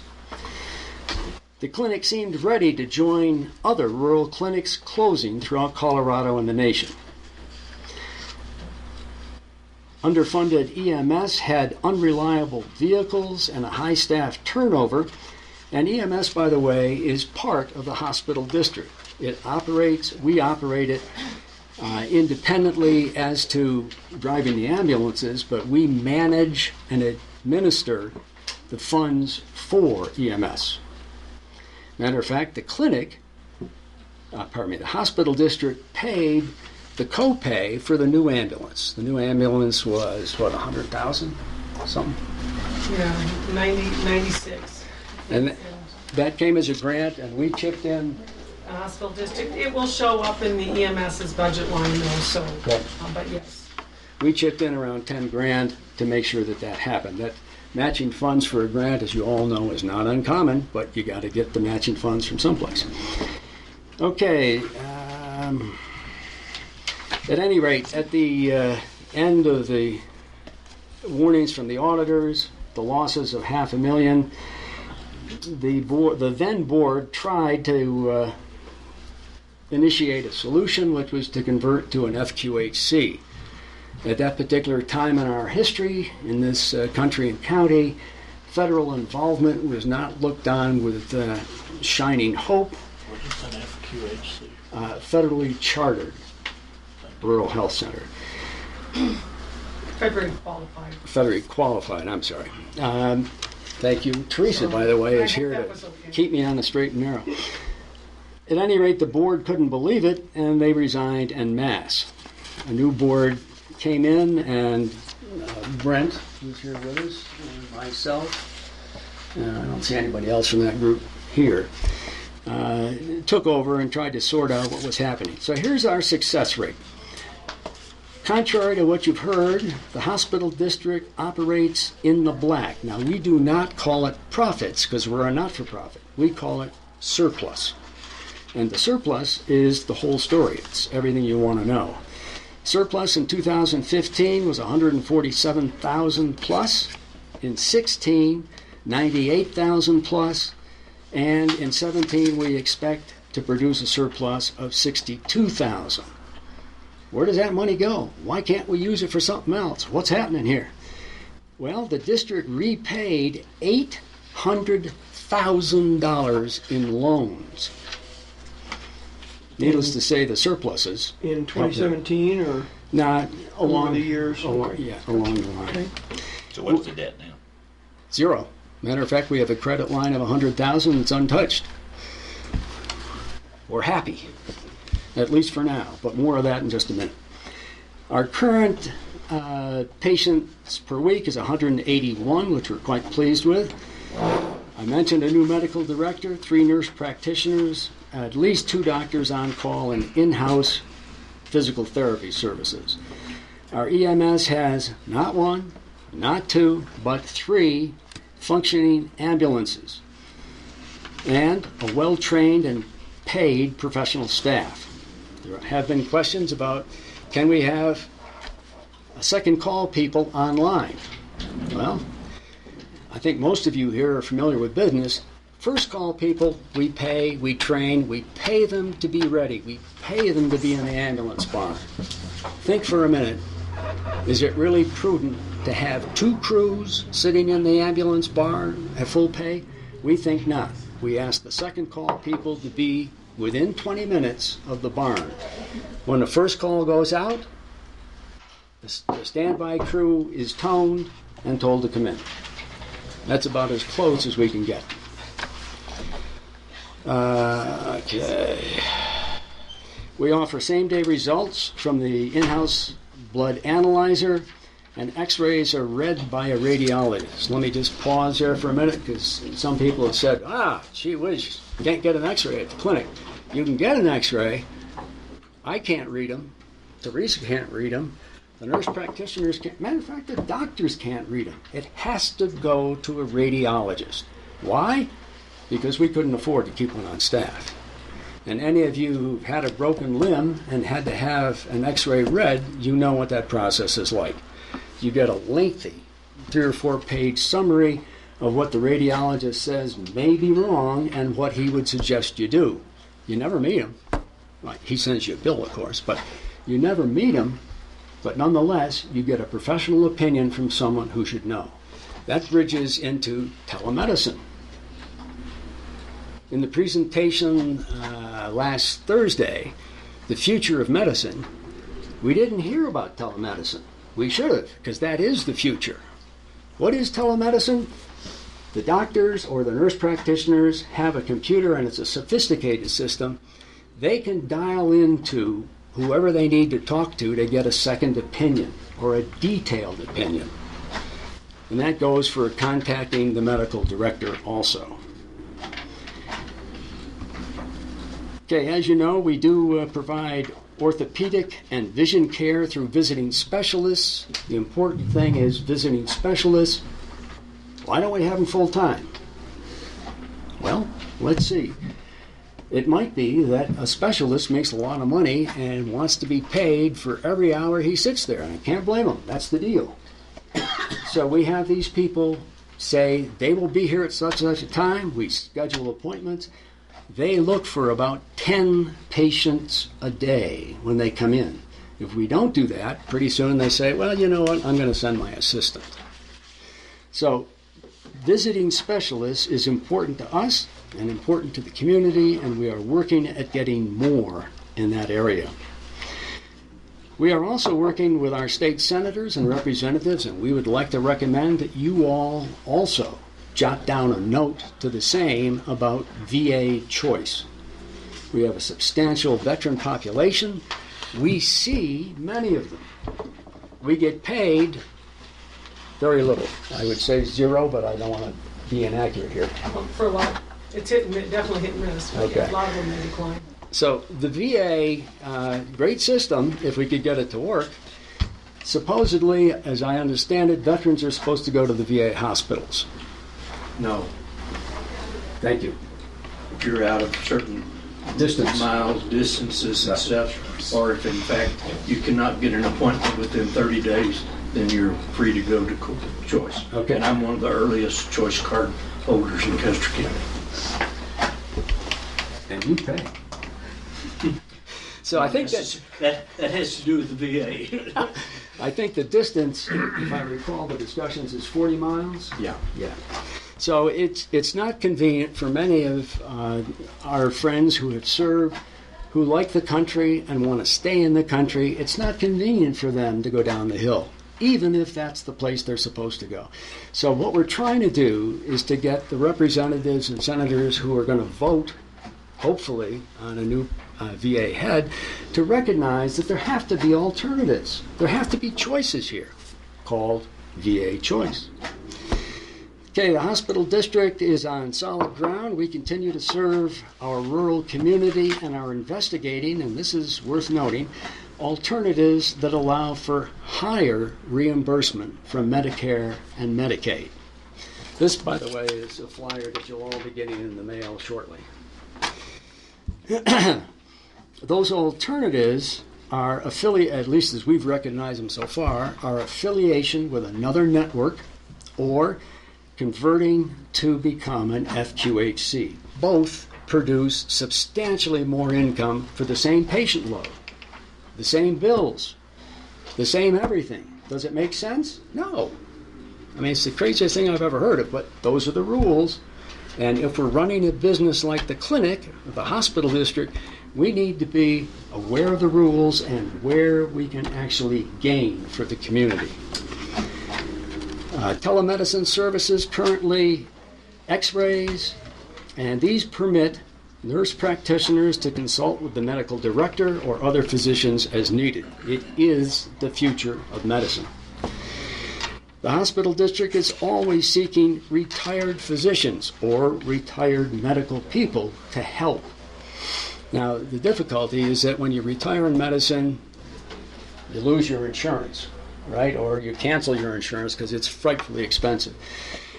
If you say, well, gee, I live in Westcliff and I could do an afternoon a week or I could do a day a week, the insurance bill is the same as if you were doing 7 days a week. We need to change that, obviously. In the future, our clinic should see more visiting specialists, such as a dermatologist, and finding the dermatologist any place, even a private dermatologist, for those of you who may have used one, is difficult, let alone to get one up here. Very difficult. Also, an OBGYN practitioner, a pediatrician, a gerontologist, a nutritionist, and a mental health care professional. These should be available to us by telemedicine. That's what we're obviously exploring. One last thing, financial information on the clinic is open. We're public. We have to provide it to anybody who asks, or if you don't want to ask, you can get it online at www.custercountyclinic.com. Our board meetings, contrary to what you may have heard, are wide open. Tom visited us at one, and we were very appreciative for that. They are usually the fourth Thursday at 3 p.m. We don't turn anybody away. We don't even give you a tough time. You want to be there? We want you there. We want to hear what your questions are and your comments are. With that, let me see if we have Mr. Weisenbach, who's on our board out in the hall. He's coming in to talk to you on another subject. And I guess the rest of my crew is out trying to get these things in the mail to you. Are there any questions, gentlemen? Good job. I do have some. I'll defer to my colleagues. Well, I'd just like to make a comment. Thank you. I think since the new board came in, the county passed the additional revenues for the clinic. I recognize the struggle you've had to have medical providers there on a consistent basis. I just want you to know I fully support what you have done, how you're doing it. I support your board of directors. I think you've done an excellent job, and I think this county ought to be appreciative of what you've done. Thank you, Jay. There is more to do. We know that. Yep. Other questions, comments? Tom? I had some questions, not necessarily from myself, but your ear is probably as close to the ground as mine is, but certainly I have had my ear bent about the clinic. I can't imagine. Yeah. So first of all, I want to say how much I think all three of us appreciate you being willing to come here and sit down and visit with us about that. I think that's huge. That is something that your prior administrator, I don't think, would have done if we'd have had a knife at his back. So I appreciate you being here. Okay, he did have some difficulties. Yeah, so, and I don't want to beat that individual up, although I think legitimately there were concerns in the community about not only his personality, but his willingness to meet with whoever and discuss whatever. That's, I think, where a lot of the knock of the finances came from, that it's not for public record. I just don't think he was willing to be as open and transparent as probably the clinic would have liked him to be, so nonetheless. I see in your notes that your break even for Saturday visits are 9. What's your break even during the week? Well, it's the same figure. To open the clinic, we need to have a certain amount of income to pay for the front desk, to pay for the, whoever sees you, to pay for the medicines, to turn on the lights. And it works out, and I will turn to Teresa here, that 9 is the figure that we For calculate. Saturday, for during the week, having 2 providers, it's about Probably gonna go up. at minimum of 13 visits a Okay. day. So not significantly, but... There's 8 visits a day. Yeah. Okay, good, thank you. Again, these are some questions I fielded and didn't do a very good job of answering that. One of the things that I have dealt with, though, is this tower agreement, and we're going to have to deal with that at some point with the clinic. Clinic was, I believe, the only holdout on signing the last IGA dealing with our equipment on these towers, and I publicly said in a CES meeting that it is in all of our best interests to work together.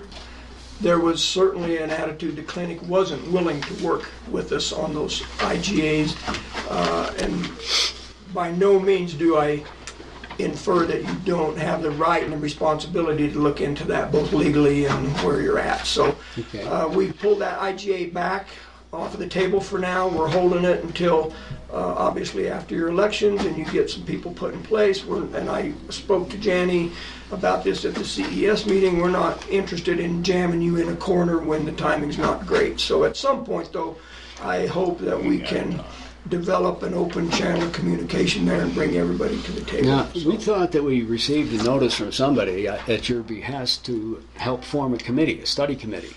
We talked about that at that CS meeting, yes. Okay. So hopefully that goes forward. We are all in on that. Perfect. Can't ask any more than that.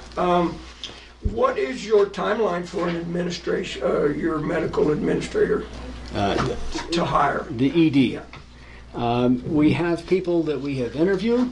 We have posted those interviews. By law, we may not hire them before June 1st. It's the 20-day rule or something. So we have a person in mind. We're very pleased. We think you'll be pleased, but we can't do anything more. Okay, good.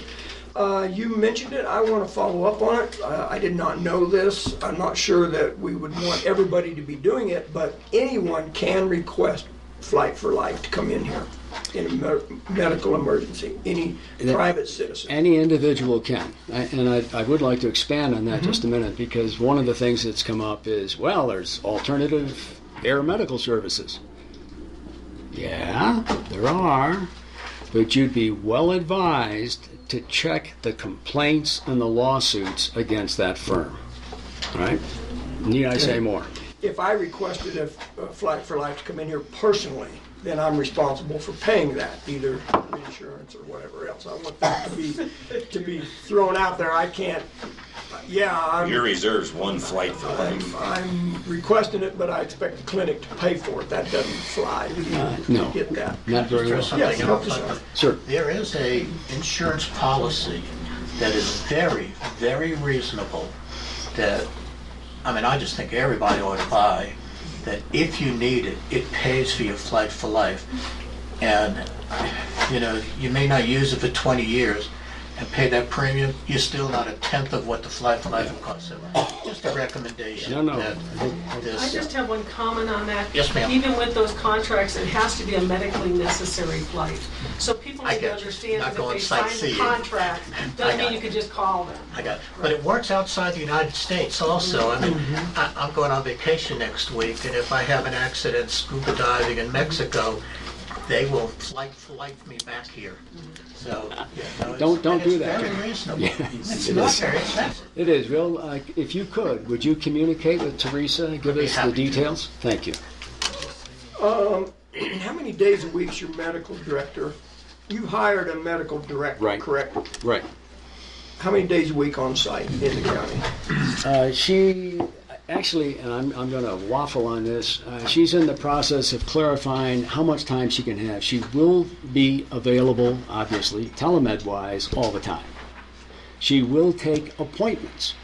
If you decide that you'd rather see the medical director than any of the nurse practitioners, you just call up and say, I'd like the next available appointment with Dr. Riley.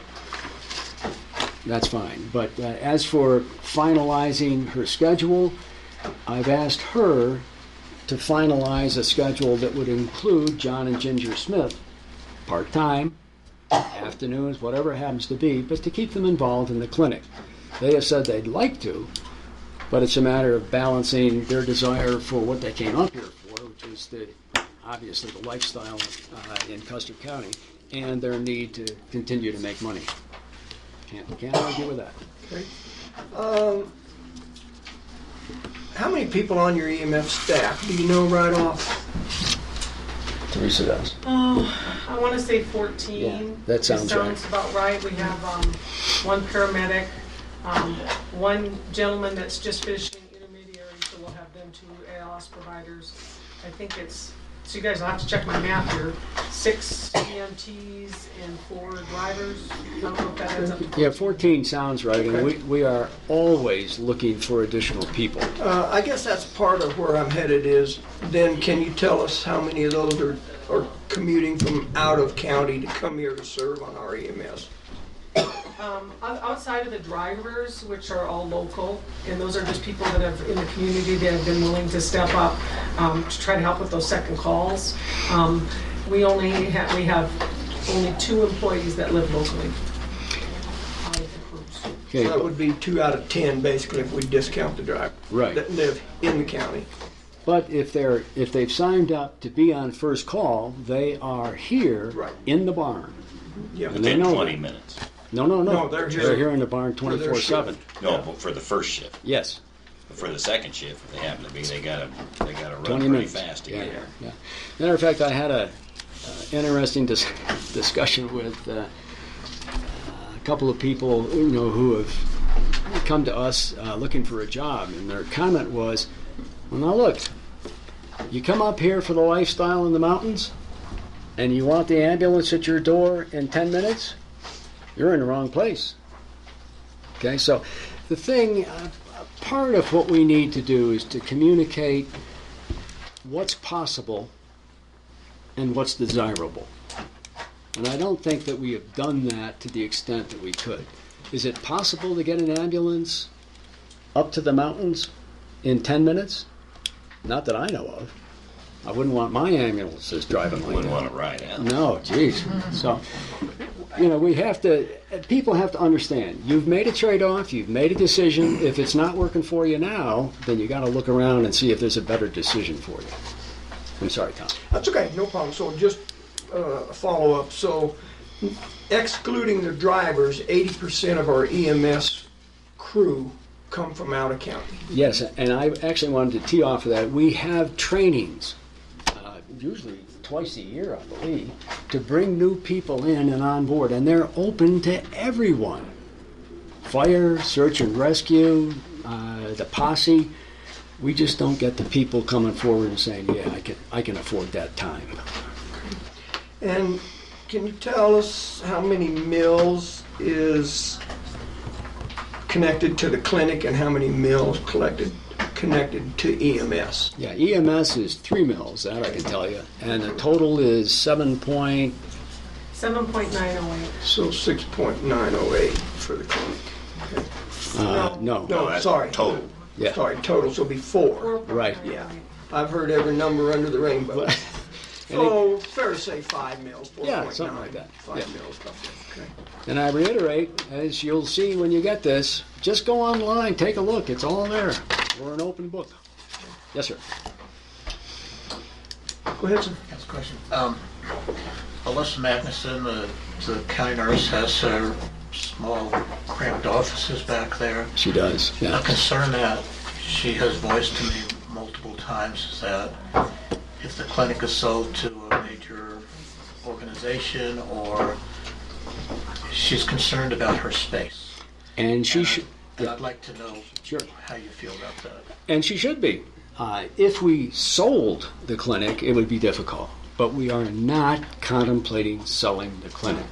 We are contemplating affiliating with another group who will hopefully provide additional resources to us, not just monetary, but medical and accounting and so on. We have no intention of pushing public health out. Wait a second now, because this is the part where you guys come in. We do have an intention of eventually asking for some rent. We've been expecting that. Would you like it now? No. We have a budget. I understand. Coming up at the end of the year. It's not budgeted Yeah. now. I will not speak for the other two commissioners, but it's only appropriate. It is, but and the reason you're not hearing of it now, we understand where you guys are, we understand the flux we're in, so we're not in a position really to do anything except sit down and say, look, square feet, here's the going rate. This is what they have, this is what we'd like to see. What can you do? That'll be the negotiation. We'll certainly talk about that at budget time. Very good. Yeah, just as I go back to that IGA thing, because that has got a sour taste in some people's mouths. Right. Can I comment on that? Sure, absolutely. Okay, without committing the clinic, the way we view this is very simply, our attorneys have said there are other special districts in other parts of Colorado who also have been under the gun to do something like this. I've gone back to them and said, well, hold the facts back. Don't tell me. I'm pretty good at getting. Just tell us what those relationships are and how they work, and then we can see if that's something that will be acceptable. That's number one. Number two, I would like the new executive director to have their say in this. This is a big deal. Sure. And it's a big deal for lots of reasons that will come out in this steering committee, not the least of which is if what's being offered is a responsibility to cover additional funds should there be a catastrophic event with one of these things. I'm sure you guys know this, but that means we have to abrogate or put our insurance underneath whoever's insurance owns the tower. And I'm not sure that I'll be quite frank, I'm not sure our insurance companies will be real happy about that. Yeah. Well, yeah, obviously the towers are insured by the county. And we don't need to beat this up. That's what this committee is going to be for. My personal opinion is that if your legal counsel needs to understand, where do you go without those towers? Well, I don't know if anybody's told them that. Without those towers, you're going to put up your own towers. And that's entirely possible. We've been approached by an organization to put up a tower on our land, and we're not interested in that for a lot of different reasons. But one of the things, an analogy I'd like to provide for you, and I'd like you to keep in mind, the basis of the job of the hospital district and EMS, who's the primary user of those towers, is to provide medical service. That's their job. Now, we provide radios, ambulances, personnel, etc., all at our expense to make sure that they can do that. Okay, paying for something in terms of part of the tower's operation, again, subject to negotiation, subject to our understanding. However, there is an analogy here that I'd like you to consider. Our ambulances drive on the county roads. And we do that because we can't get any place without them. Think for a moment. We can't do anything without those towers. But do we pay for the mileage charge on the county roads? No. Would we ask the county to just give us a free rein to do whatever we want any place? No. It's a negotiation, but the idea of paying for a service that you use isn't new to us, but it has to be fair. Absolutely. Absolutely agree. I've just got one more question, and that is basically, in a very brief, condensed answer, what's the biggest problem the clinic's facing? Or what's the biggest problem the clinic has right now? Either one. Golly. Nothing. No help there. Okay. It would I seem. give my opinion. Over to you, but I don't know Bob. if it'd Yeah. be accurate. I would like to say that at the present time, the biggest problem we have is just continuing on and trying to make the clinic better. More physicians, more specialists, more so. It all takes money. So You don't have a turnover of docs? we do, but that's, we have a turnover of nurses. We have to, anybody that runs a business up here has a turnover. People finally say, I can't take the winter anymore. I don't like fires. I got to go home and see my mom, whatever it happens to be. And they're all valid excuses, even though when we interviewed them, we said, we'd like you to sign on for a minimum of 6 months and to give us a month's notice. It just doesn't happen. So personnel issues are a problem. For the same reason that most of us live here, sometimes people who live here say, I can't take anymore. I can't take anymore. I'm going. So. Yeah. Well, thank you very much. I appreciate your willingness to sit in that chair and give us information, and even more so to be able to sit there and allow us to ask you questions. I know that's not always easy to do, but I appreciate it. Thank you. So we'll see you after the election. Yes, we're available anytime. Yeah. So please Yeah, let's feel put free. everything kind of on hold until after Yeah. elections and after your ED, and we'll get things settled down. And then, because I don't know, I've not been able to determine from any of the players that we're under this huge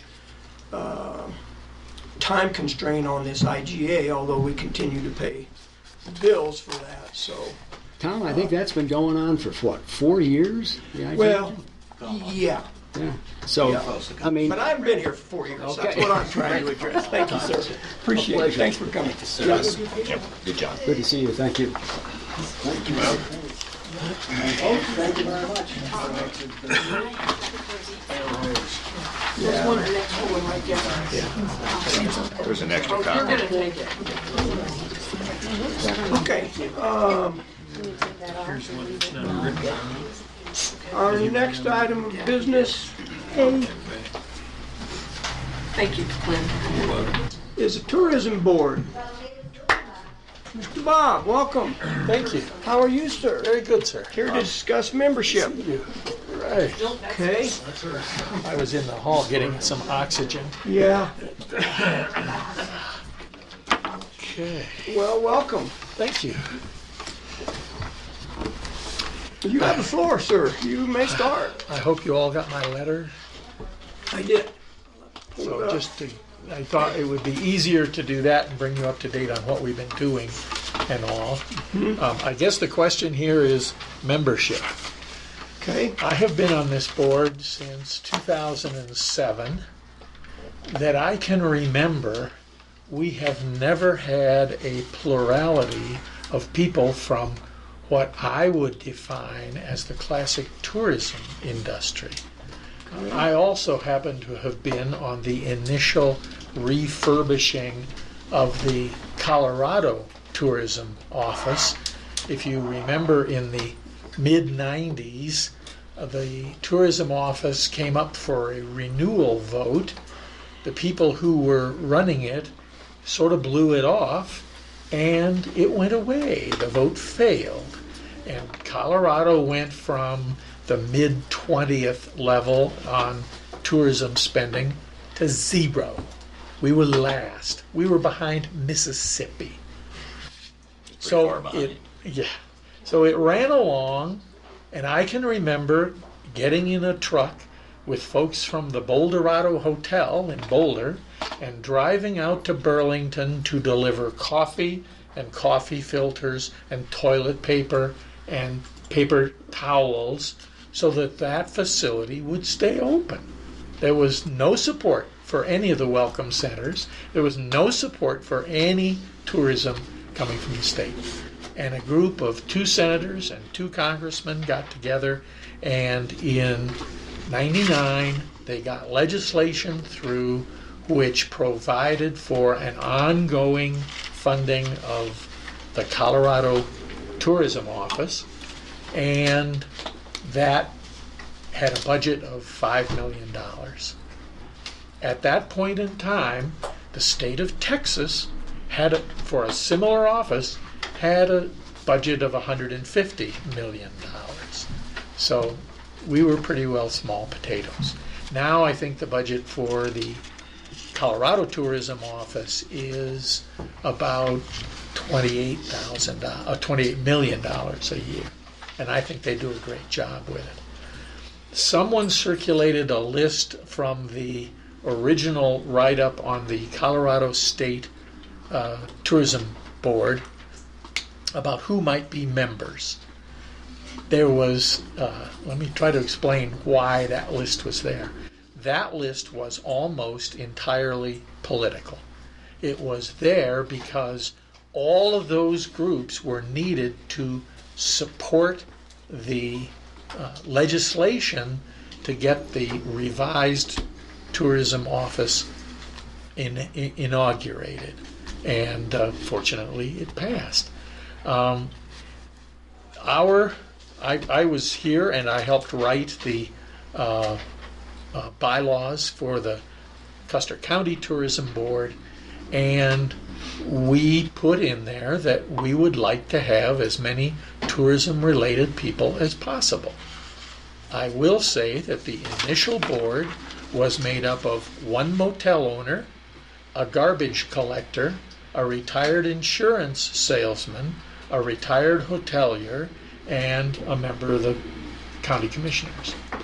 So there was one clear tourism person there and one retired tourism person there. In this county, it is almost impossible to get tourism-related people to volunteer to be on our board.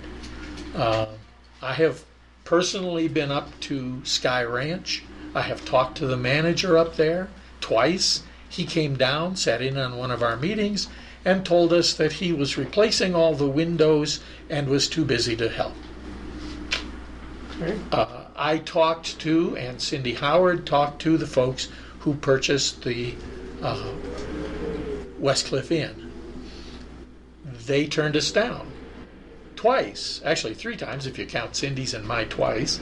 And then this fall, very late after you guys had asked for your letters of intent, then they came up and said, oh gee, we'd like to put in a letter of intent, which was 180 degrees different than what I thought. Let's look at what we've been doing the last year. Can I kind of cut to the chase? Sure.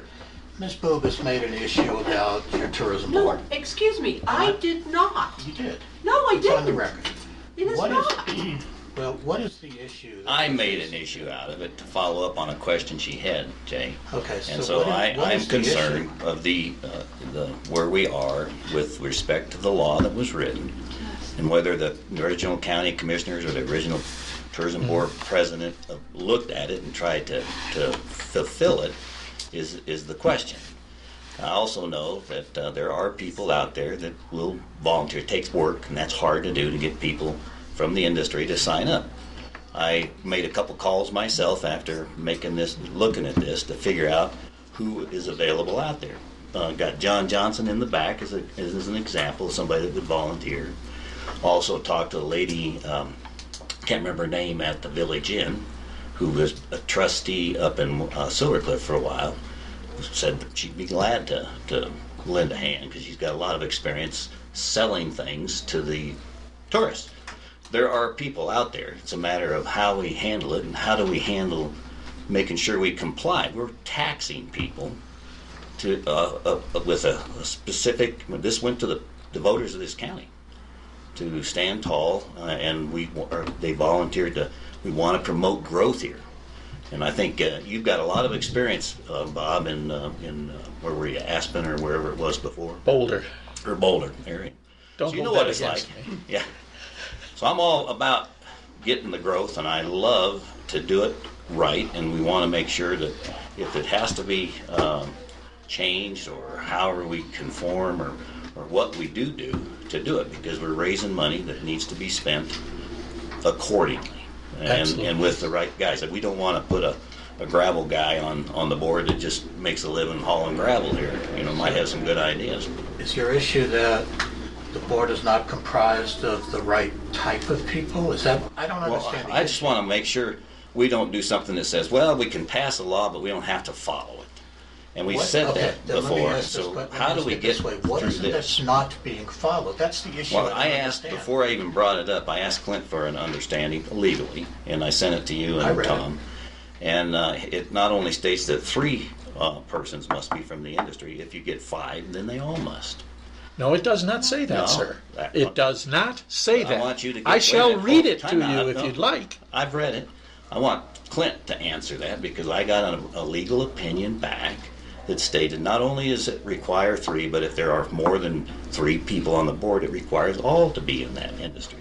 Now, if that's wrong, that's fine. Let's hear what a lawyer has to say about it. Let me interject while he's looking that up. Section 30-11-107.5, sub 4B, which obviously you're very aware of this because it was included in your letter, says that members of the panel, they are talking about the tourism panel, shall be appointed from the tourism industry within the municipalities or unincorporated areas from which the lodging tax is collected.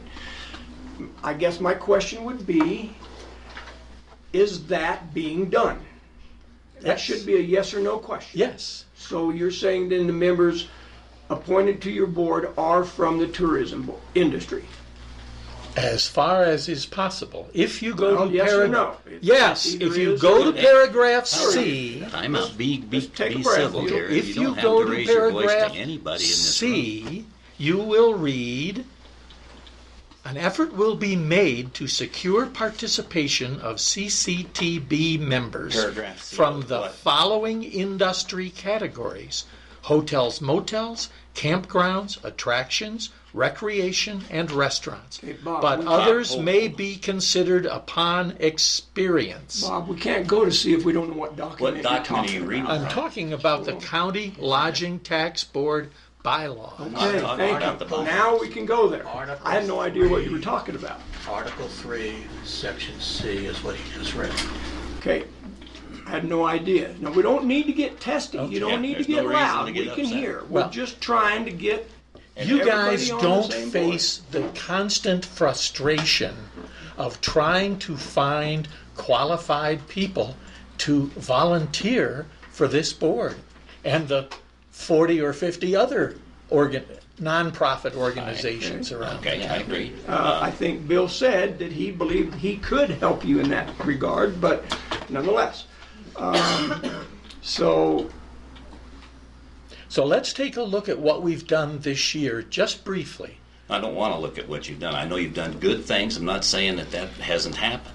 What I'm wanting to do is, we have an obligation to the taxpayers of this county. If we pass a law and the taxpayers are willing to dig into their pockets and spend the money. They're not. They're not. Listen. The taxpayers are not paying a penny. I understand it's a sales tax. It's not a sales tax. I understand what it is, Bob. But the bottom line is, we took it to the voters. The voters voted to do it. And the law, it's a law. It's not a bylaw. It's not somebody's interpretation. It's black and white right here. And I'm going to let Clint read it, but it says, at least 3 persons from the tourist industry within the county of Custer, appointed by the commissioners, and shall be, to the extent possible, to advertise and market tourism to the benefit of Custer County. I want to market tourism to the benefit of Custer County, and I want to also comply with the law. Now, if it means we got to change the law, bylaws are something that people put together after the fact, and if they overlook that, shame on the commissioners at the time, shame on the president of the Board of Tourism, and you're caught in the middle. So how do we get ourselves straightened up and look at each member that are currently on the Board of Tourism to see whether they meet the mail or not, and if not, what can we do? There's memberships in aficionado that we could do, there's advisory capacities, and we got to find the people that actually fit the ticket. I found 2 just by making a couple phone calls. I can make others. And I know there's other people in the room that could do the same thing. So that's all I'm asking. What we're probably not going to do, and I hope you'll appreciate this, is we're not going to get into a big discourse. Right. Mr. Tobin has asked to be on this agenda to speak on behalf of the Tourism Board, correct? No. I'm Tobin. Too many Bobs. Sorry, my apologies. Too many Bobs. Yeah. So I just want to hear about it. So I know that you have some. There are people here that would like to address this. I hesitate to allow that to happen as a chairman because we're trying to discuss the membership. That's Sure. why.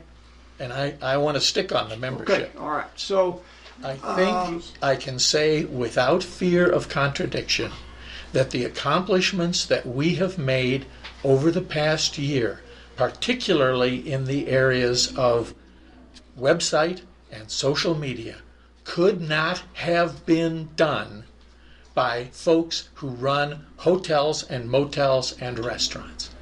Had we not had Mr. Smith on our board, we never would have completed. So you telling me he doesn't work in the tourism industry? I didn't know that. He's as close to it as you can get, but Well, he's really a software and does or he photography. Can I state my? no, sir, not right now. So So what I'm could saying you is, pay for those services if they were not on your board? yes, we might not have enough budget to pay True, for them, but That's you part of the could. reason the budget's there. but you you could hire could that. you Okay. could hire that service. Yes. So, I don't want to be argumentative and I don't want to be attacking here, but your point, I don't think holds water if you say if they weren't on our board, we couldn't have got this done. I don't know who you're talking about, doesn't matter. If the people on your board aren't capable of doing whatever services you desire to have done, doesn't preclude you from hiring those services done. Is that correct? Only financially, Financial considerations be taken under. right? Yeah, I got that.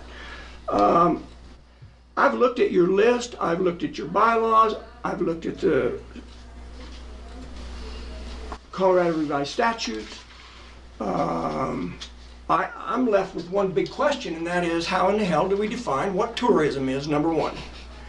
If you have a clear-cut black and white definition of tourism, then you can say this person is or this person isn't. End of discussion. Doesn't matter who they are, doesn't matter what they do. If they don't fit, Right. they're off. And you find somebody else to replace them. I don't think we're there, do you? No.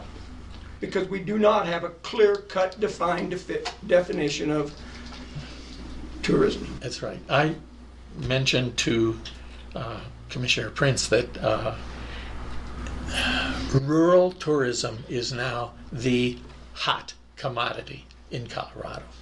The tourism board at the state level and the regional levels is doing everything it can, and that includes agritourism.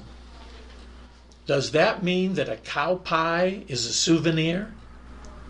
Is that really part of tourism? I think it does mean that if somebody in the agricultural industry is involved in the tourism industry, then they would be considered agritourism. I don't know about cow pies. I don't think that has anything to do with membership. Well, it's just, if you go out here, and I have, and ask the ranchers what they think here about a busload of tourists coming to see how they run their ranch, they'll go and get their shotgun and they'll tell you that you're nuts. And it was only within the last 2 years that the state of Colorado passed legislation ameliorating or absolving the ranch owner from liability from those people. All right. So it's just a quick. It's a hard road. Quick point to make here. We're not going to solve it sitting here today. Right. And you all need to think about it. I did a quick analysis by myself, and I looked at the board members that somebody gave me the list of, and I looked, and for example, you yourself are retired from wherever. You're not working in the tourism industry, period. That's right. Right now. So by the black and white, just a point to make of the way the law is written, you don't qualify. So how do we get ourselves around the point that the board president is not qualified by the law? I don't care what the bylaws say. You can make those be however you see are right. So how do we do this and get the right membership on the board, or get it to where we can agree and have a resolution of some kind that makes sense, or a new law to run by the voters of the county. And maybe if we do that, we run the risk of not having a tourism board. You know, we got to think things out, and we need a recommendation. And I want Clint to validate what I just said a minute ago. Clint, what did you find? What did you come back and tell me? Are you talking about the memo that I sent? Yeah. The memo says that, you know, the tourism board has to be at least 3 people, and that all the members have to be appointed from the tourism industry. But there isn't any definition of tourism. Right, so we can argue about that all day long if we want to, and you can pick anything. So what's your industry going to be if you're going to remain on the board? Then maybe you come back and tell me you're making wreaths out of pine cones, I don't know, to sell. I don't know. But I want to be able to straighten this up so that we're clean and that we get a good membership. And the whole point, I understand the point. The point is, if somebody's making a living 3 months out of the year up here on the tourism industry, which is really basically what it is, they know better than anybody else what good things they want to see in a website, what good things they want to go out and get people to get a caravan around to tour people around the valley, whatever. It's not going to be somebody that hasn't had any experience. You've had experience in the past, and that's ought to be respected, what your thoughts are. But we still got to comply. So how do we do that, get the right membership, and maybe we have a board of advisors to the tourism board? I don't know. You guys got to think about it and come back to us so that we can help clean up what we've got. And we do have people in the community that we can ask to canvass the other people up here. Chips, ATV, for example. Great tourist thing. They're thinking about getting rides around the canyon, all that kind of thing. He's brand new. Just the CDEC guys put together the program that got him in business. There's lots of them out there, so let's figure out how we go forward out of this meeting. Yeah, go ahead, sir. And I think your point's well taken. The definition is really the key to this thing. I had a family came into my store Saturday and said, "We'd like to do something fun. What do you think we should do?" I said, "Here's how you get to Bishop's Castle. When you're done with that, here's the route to go to Mission Wolf." Hang on a second. You're right. Okay, am I in the tourist industry?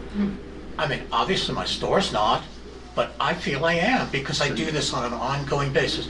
So the key to this is we must define what is it that's going to comply with this law. And then if we don't comply with it, I don't disagree with it. I'm all for that. Let me continue here. I'm sorry to ignore you, ma'am. I'm not ignoring you. According to Colorado Revised Statute, Section 103 of the, and this is from Clint's document,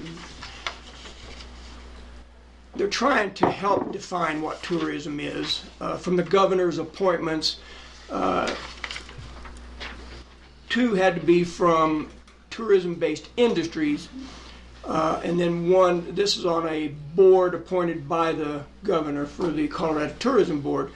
Then the rest of them needed to come from the following: hotel, motel, lodging. We get that. That's pretty black and white. Food, beverage, and restaurant industry, ski industry, private travel, attractions and casinos, other outdoor recreation industries, tourism-related transportation industries, the tourism-related retail industry, destination marketing industry, and cultural events and facilities.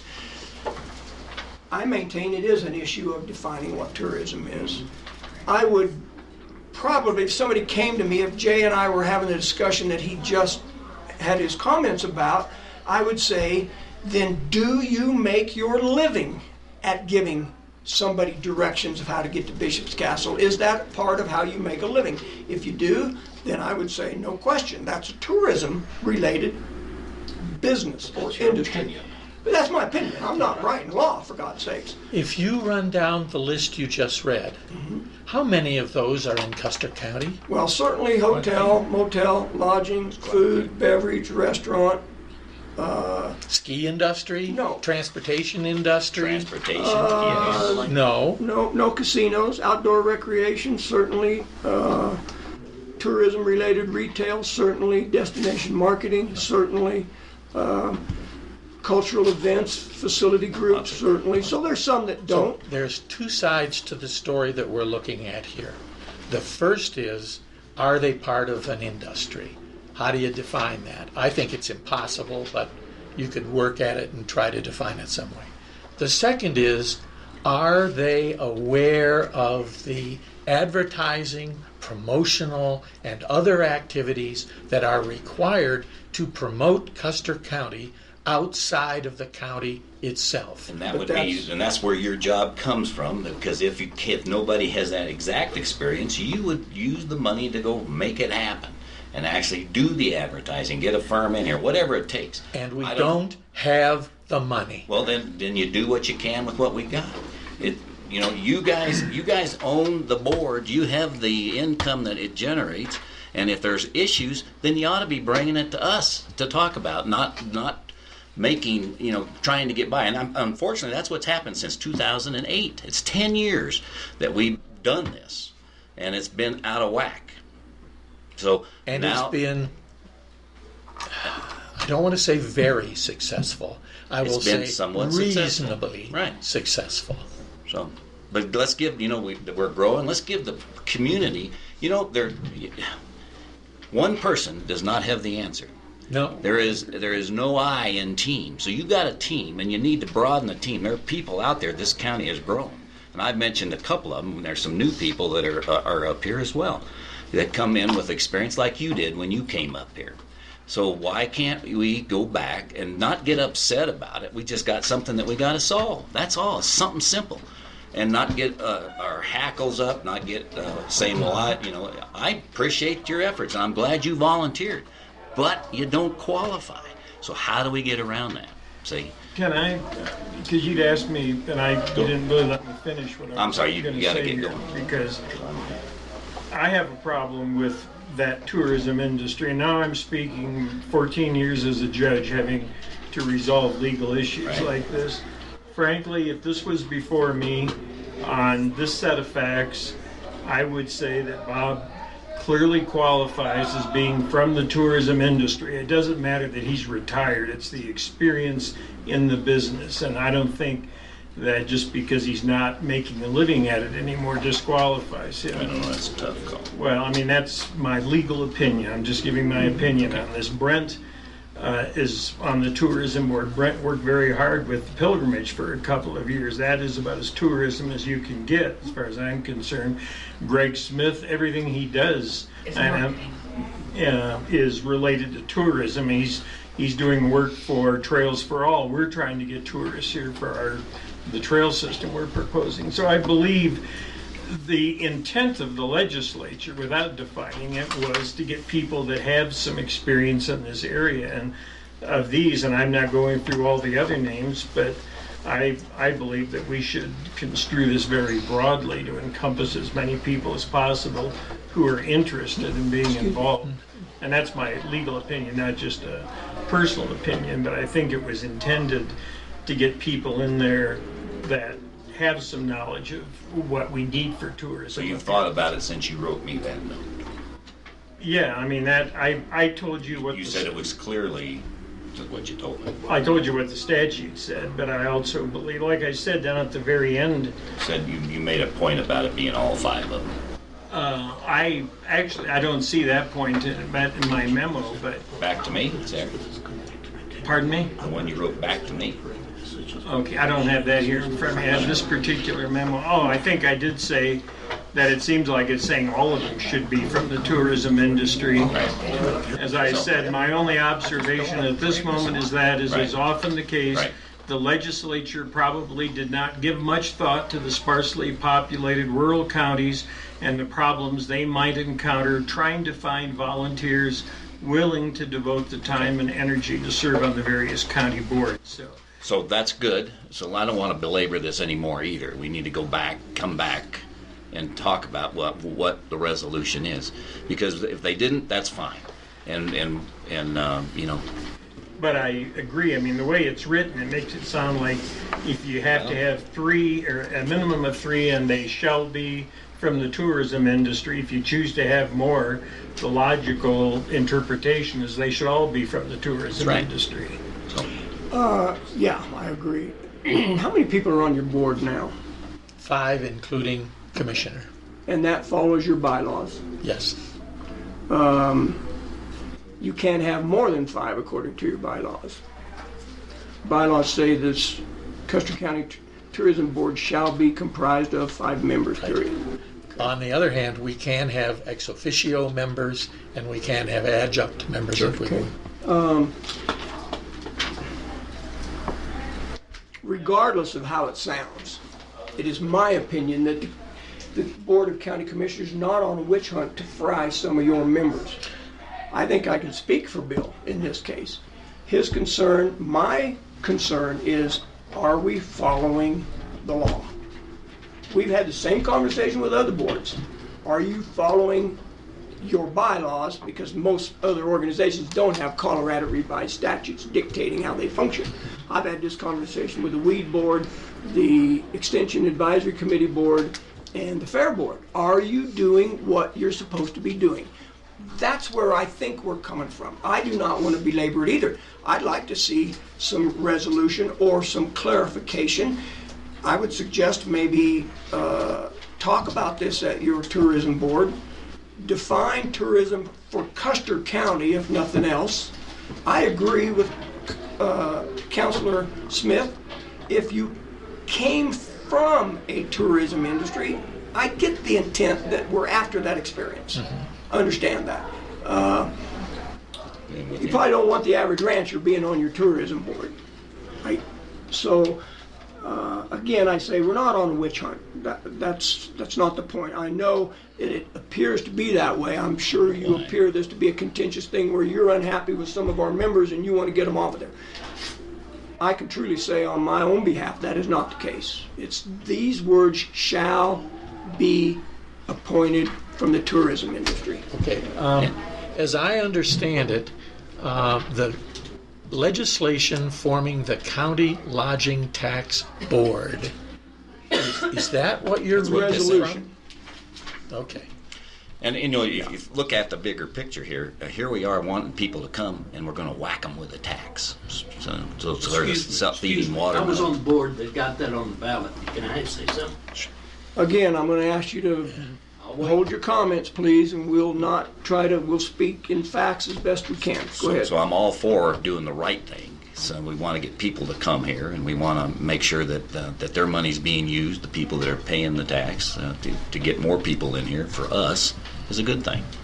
So it would be great to come back, and people should have done this in the first place, maybe come back to the Board of Commissioners at the time and say, we got a problem, we can't define tourism, we got a problem, we can't get the people to volunteer, maybe we need help. So that's all I'm asking. With the board's permission, I am going to ask for your permission to allow about 5 minutes of public comment. If you are against that, we will move on. I'll start right here. Angie Arterburn, I'm on the board. I was also with Charles and Bob when it got started and got it voted in. And I just wanted to clarify for the record, the first ones that were actually on the board was Bob Wassenbach because of his knowledge and being in the industry. The other one was Christy Valkyrie.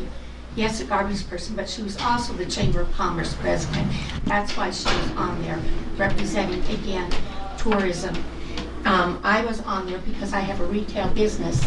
If we don't have tourism, we're closed, and the same with most of the merchants in town. So, and then Kit Shy was our commissioner. So we really did comprise, within that realm. And it wasn't intended to be all lodging because the retail businesses, that's part of why the lodging tax is comprised, is to bring tourism in so the sales tax revenues would increase, which helped the infrastructure. And by doing that, You get the businesses, you're bringing them into town, and by doing that, it then increases the lodging tax because people are going, to hopefully stay. Our intent is to get people here first, hopefully spend the night. But without that tourism, you won't have a downtown, and that's why the retail aspect of it was very important, and that was a big push to the retail people to get this on the ballot. So I just wanted to clarify what the Okay. beginning board was. All right, thank you for the remarks. I want to clarify a statement real quick, and then I'll go to you, sir. The lodging tax, it is a tax. It is not a tax paid by the citizens typically of any county. It is a tax levied on people typically that are coming here staying overnight. Pillow tax, lodging tax, bed tax. So I just want to make that clarification. Yes, sir. The resolution Please keep that your passed- remarks somewhat. I'm directors, I serve on the board. The resolution that passed, and I think that Commissioner Canada referred to initially when he reached out to Clint, it was the language of the resolution that was passed. And it did say that at least 3 members from the tourism industry within the county of Custer are appointed by the commissioners of Custer County. So the people that are serving now have been vetted by and have been appointed by the commissioners. I have a letter that was signed by 3 commissioners appointed me. The bylaws were later set up, and Kurt Chai was the Board of County Commissioner on April the 1st, 2008. Bob Weisenbach was the Tourism Board. That little nominal amount of language that approved the resolution was codified in a set of bylaws. And the bylaws says that the membership in terms shall be comprised of 5 members, all members residents of Custer County. 1 shall be a commissioner. Currently serve at 1 year, that's Mr. Prince. In addition to the single county commissioners, effect will be made to secure participants of Custer County Tourism Board members from the following industry categories: hotels, motels, campgrounds, attractions, recreation, restaurants, but others will be considered based upon experience, even if it's retired. Everybody that's appointed, there's a letter on file, and Mr. Cannon, my guess is you didn't read my letter. I did. Did you read Mr. Smith's letter? Yeah, I did. And your conclusion is that we are marginally qualified. Right. So, My interpretation. You got yours, and they had theirs. so it's So all I'm interesting, asking and is so for us to Mr. Kanda understand. reaches out to the county commissioner, that actually the most senior county commissioner on this current board, Jay Prince, who's also a lawyer. And Jay sits on the board, and he says, "Are you compliant?" Jay reaches up to our board. We do a self-examination. Let me finish. We say, "Mr. Prince, we believe we are compliant." Mr. Prince relays that to you and to Mr. Flower. But apparently that was not satisfactory to all members. Jay, do you believe that we are compliant? Absolutely. I think Mr. Smith believes we're compliant. Yet Mr. Kanda still wants to create an issue where I don't think there's an issue. Now, I would tell you, my term expires in January. I would be hard pressed to ever ask you of this board to consider appointing me to another term, given this kind of treatment. It's disrespect. And that is a terrible, terrible thing for this county, to put you in that position where you're saying to us, "You're going to treat me this way, go do it on your own." And therein lies the issue here. And I apologize for this, what's going on here today. I feel this is terrible. Well, you've been a good servant on our board, and we thank you. When I was a manager, there were 3 things I would do on my performance reviews. Do you understand what your goals and objectives are? Do you have clarity around that? Do you have the tools and resources and people to achieve your goals? And 3, is there anything I can do as your manager to help you? Did you ever reach out to our board chair, to any of the members, and say? I reached out to Jay, and I got the answer back. And I reached out to Clint, and so that was, and all I asked for, and if the interpretation, and Clint has since thought about it, since he talked to me. This is the first time I've I really heard wish him. you would have come to me or our board chair and You said, could have come to help me, too. understand what your mission If you is were and what can concerned. I do to help. Because we have done good work in spite We'll of move on, because we have other people. Okay. Yes, sir. You've asked to speak. My name is Greg Smith. I've served on the board for 2 years. Mr. Canada, you've indicated that your telephone works, that you use it. You were certainly capable of calling somebody at the Village Inn and calling somebody elsewhere and asking them for their qualifications. You have questioned my qualifications. I have never received the first contact from you other than a handshake that was overly firm to prove your strength. That is an insult. Yes, it is, sir. Just want you to be clear on that. Well, then I Hold on, apologize James, for let him that. speak. But I have been insulted here. I have been slandered as to my background. I do work in destination marketing. I can show you invoices from other organizations. I do it on a regular basis. I've been doing it for 25 years. That is alluded to in my resume. It's mentioned in my letter. You read it. You approved it. You are the man at fault here. Thank you. Yes, ma'am. I mean, like, these people really volunteer quite a bit. Why would they reach out to a business? This is obviously the tourism board. A lot of people know about it. John Johnston probably knows at the tourism board. He could have went and volunteered rather than them trying to go out and find people that want to volunteer. They could have reached out. And I personally work on a tourism, Region 13 tourism outdoor partnership and sector. We've been in meetings with Luis Benitez, who is appointed from the governor for tourism, with Bob Weisenbach, Greg Smith, and Charles Bogle. So to say that they're not involved in tourism is bizarre. They're regionally branding the 4 counties for tourism. Okay. Right. Anyone else? Yes, sir. John Johnston.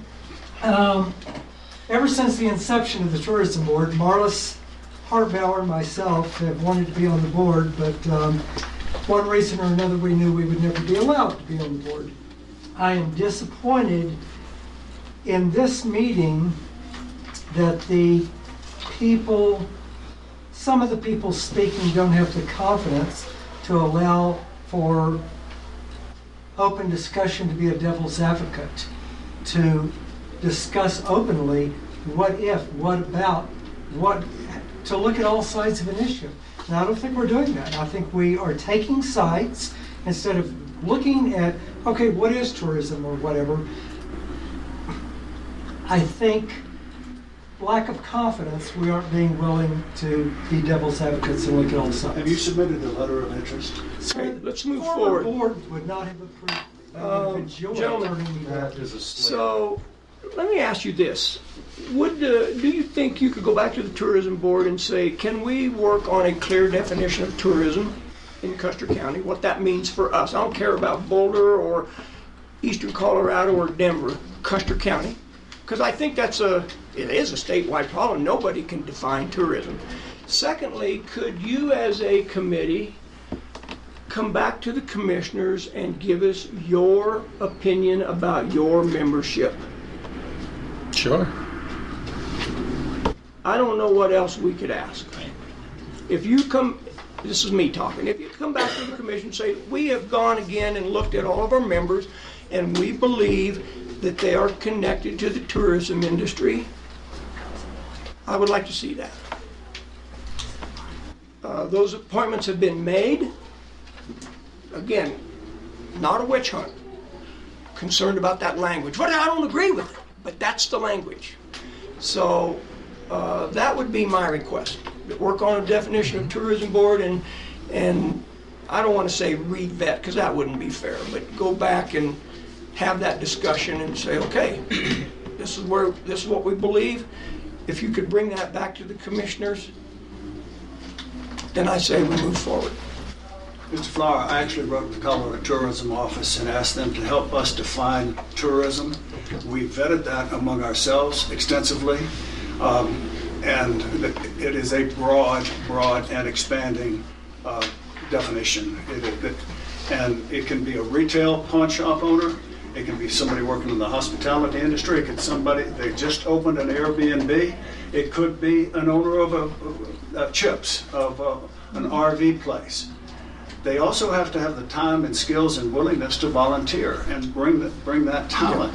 And John, you should submit it. And we are actively soliciting from Kit and Trina, Tyler, the owners of the Westcliff Inn. We are actively talking to people that manage multiple Airbnb properties.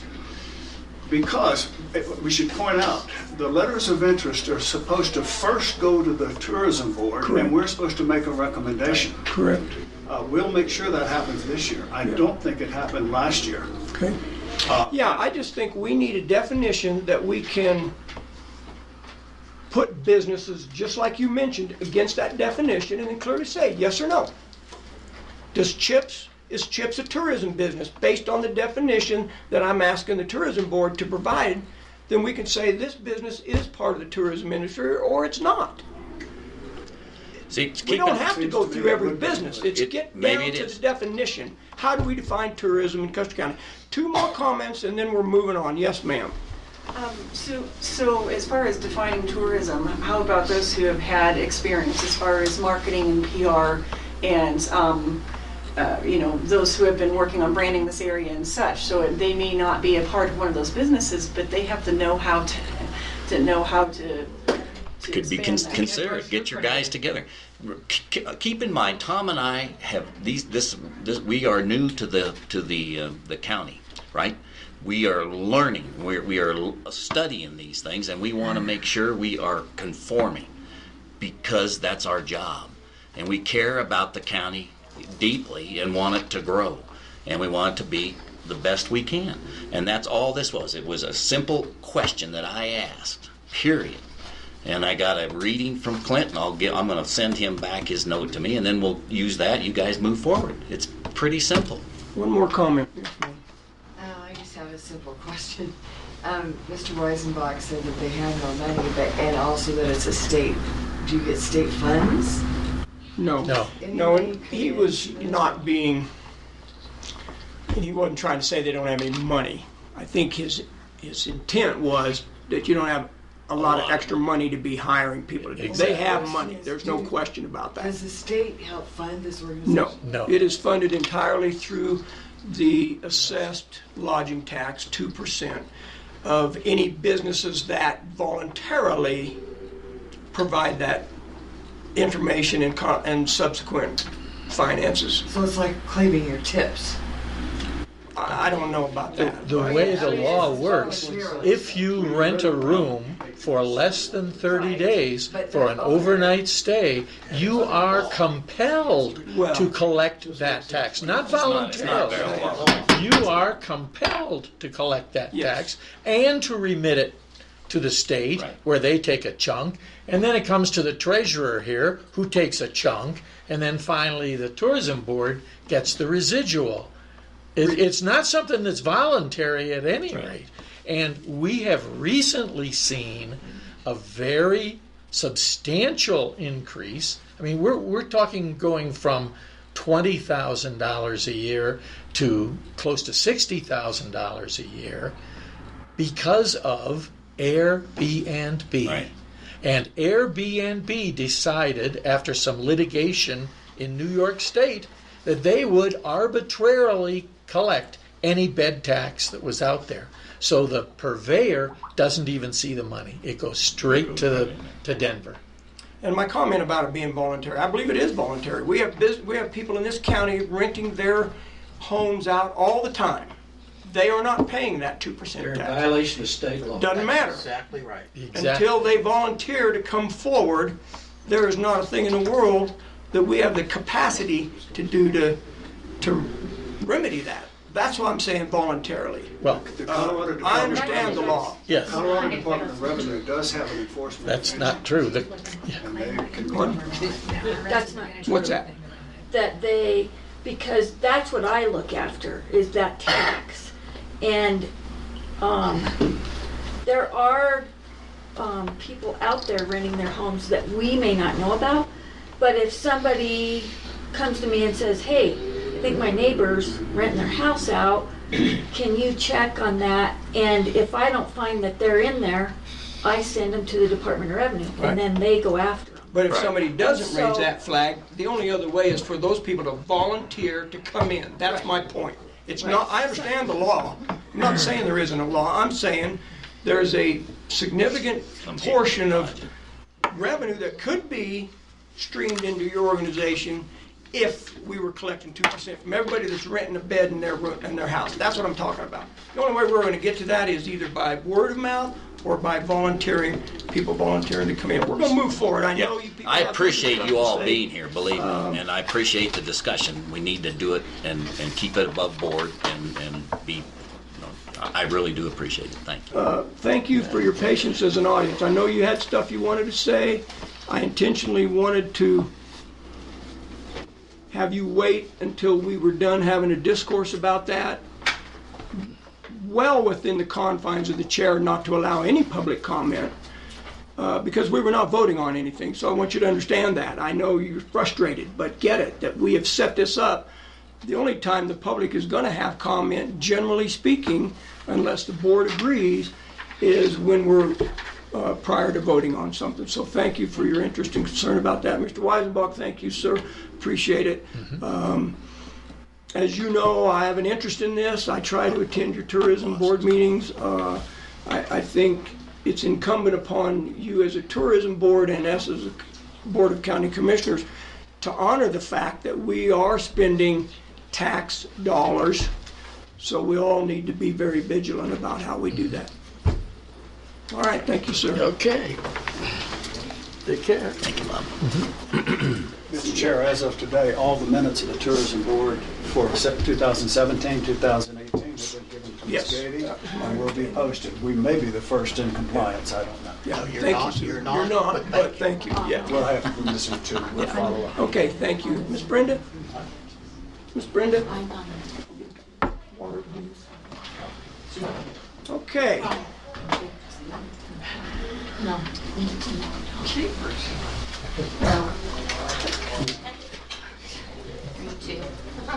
Next item of business, thank you, ma'am, appreciate The that. saga of the bathroom. Mr. Prince, would you take the lead, sir, on Wetmore Community Center? Yes, this is the ongoing urinal issue down in Wetmore. As you all know, for those who may not know, we have a waterless urinal in the men's room downstairs, and there's an issue with it. It emits a noxious odor.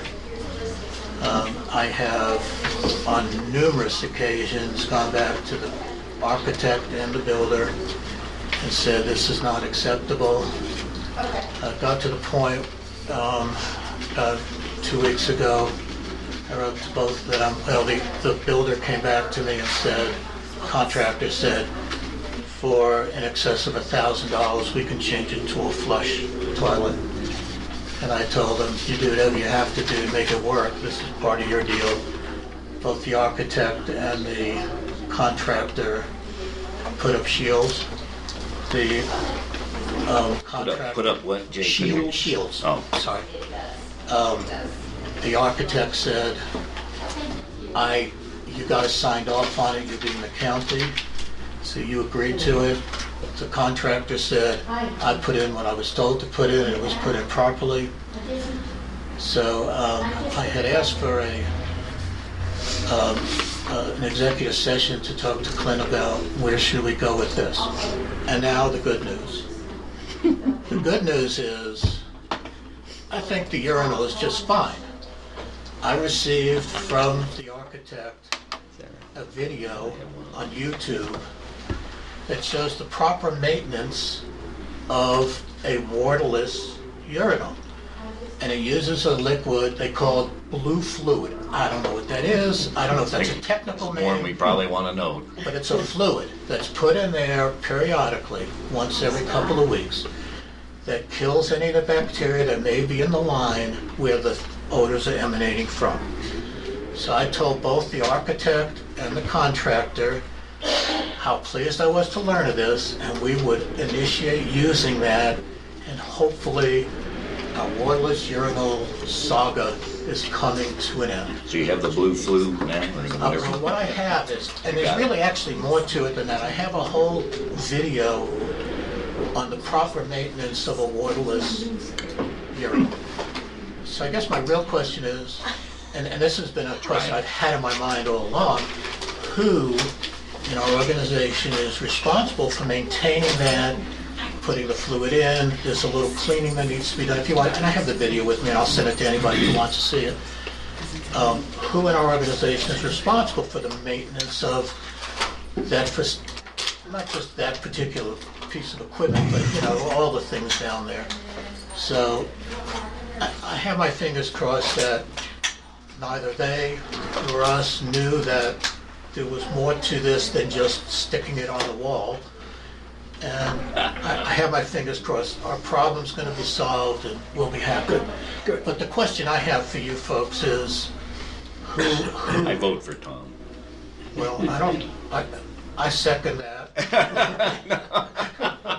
I thought you already decided Ed I would did. go down there. We did. Period. Yeah, that'd be, To answer your what I- question, sir, yeah, we did, Okay. I discussed it with Ed. And He's going down there if anyway. as needed, they How could. about I forward this video to Love you? to see it. Speaking of the man right Does it there, require more than, was it once a month, twice a month, or what, you remember? it's as needed, but it's not like They every don't do it a day. lot down there. Yeah, I know. And there is, some of the complaint was it wasn't used enough. Yes. So I told them all to drink more water.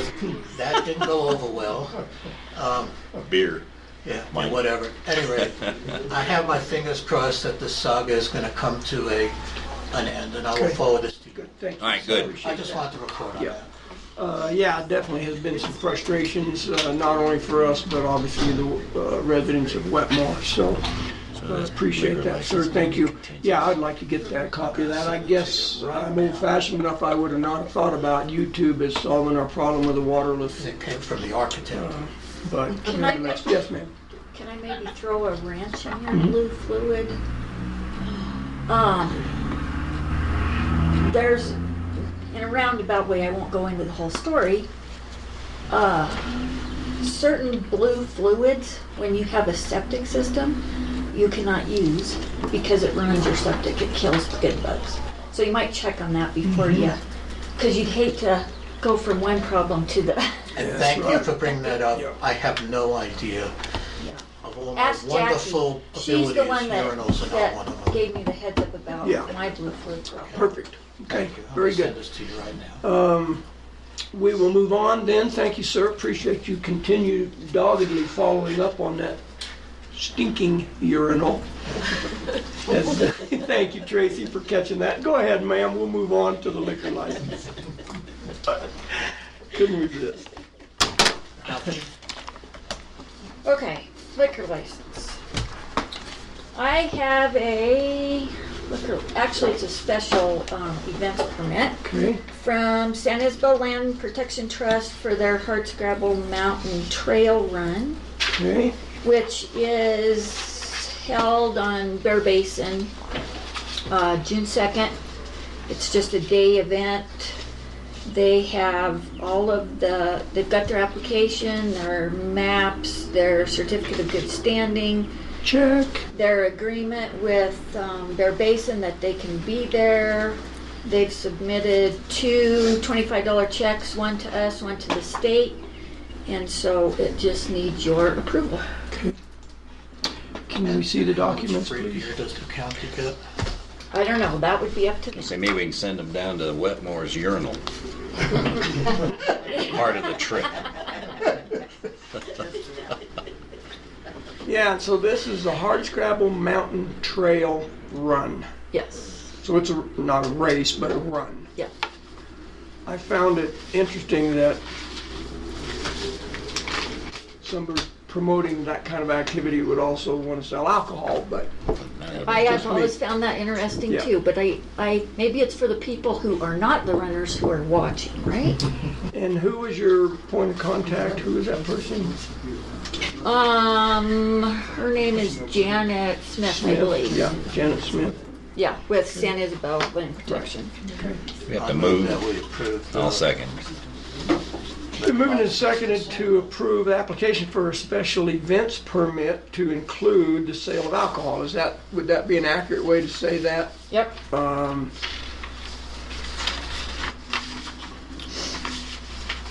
I'm trying to get to the point, do they have or do they need a liquor license? That is a liquor license. Okay.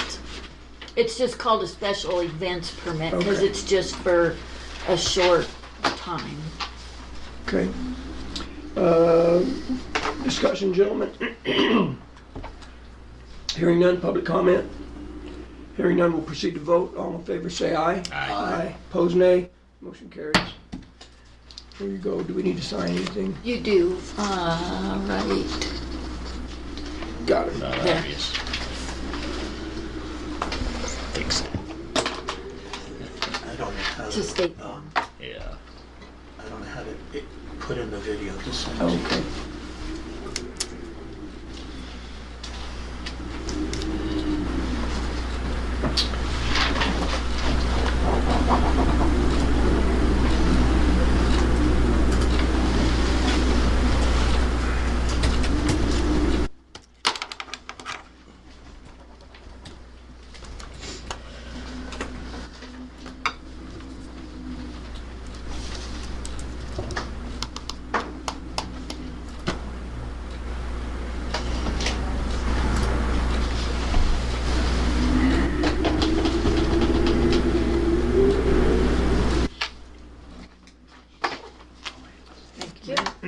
Thank you, gentlemen. Keep trying to get them out of the way. You do.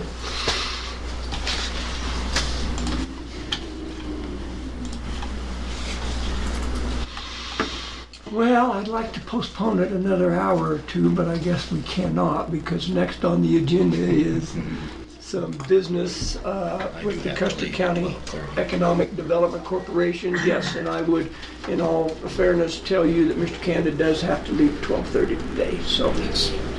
It'll be dependent upon how long, That's right. how many questions y'all have. That's right. Okay, sir, please come up. The floor is yours. Thank you for your patience. I just press the stamp it real fast. Yeah. Thank you, sir. Thank you, thank you, thank you. With the idea of shortening the deal, and I did share this with Brenda last night, but I realized that because from the time I put this in some time ago, a couple of things have changed. Right, okay, yeah. And I didn't mean to say that you had to be on the clock. I didn't mean that at all. I just wanted you to know up front. Just for my own welfare, the faster the better. Okay. The big issue is, as we have developed for our matching funds with Economic Development Administration, they have been persistent and increasingly pushing the fact that part of the validation and approval cycle of our $1 million from the Economic Development Administration will be based on the economic impact to our community with spending this. If you'll remember, we discussed, and you may not remember, some time ago we discussed that we had identified a company of economists that specialize in looking at the economic impact, like for 25-year periods, with the expenditure and improvement of broadband. We have looked at things almost a year ago when this was first introduced to us.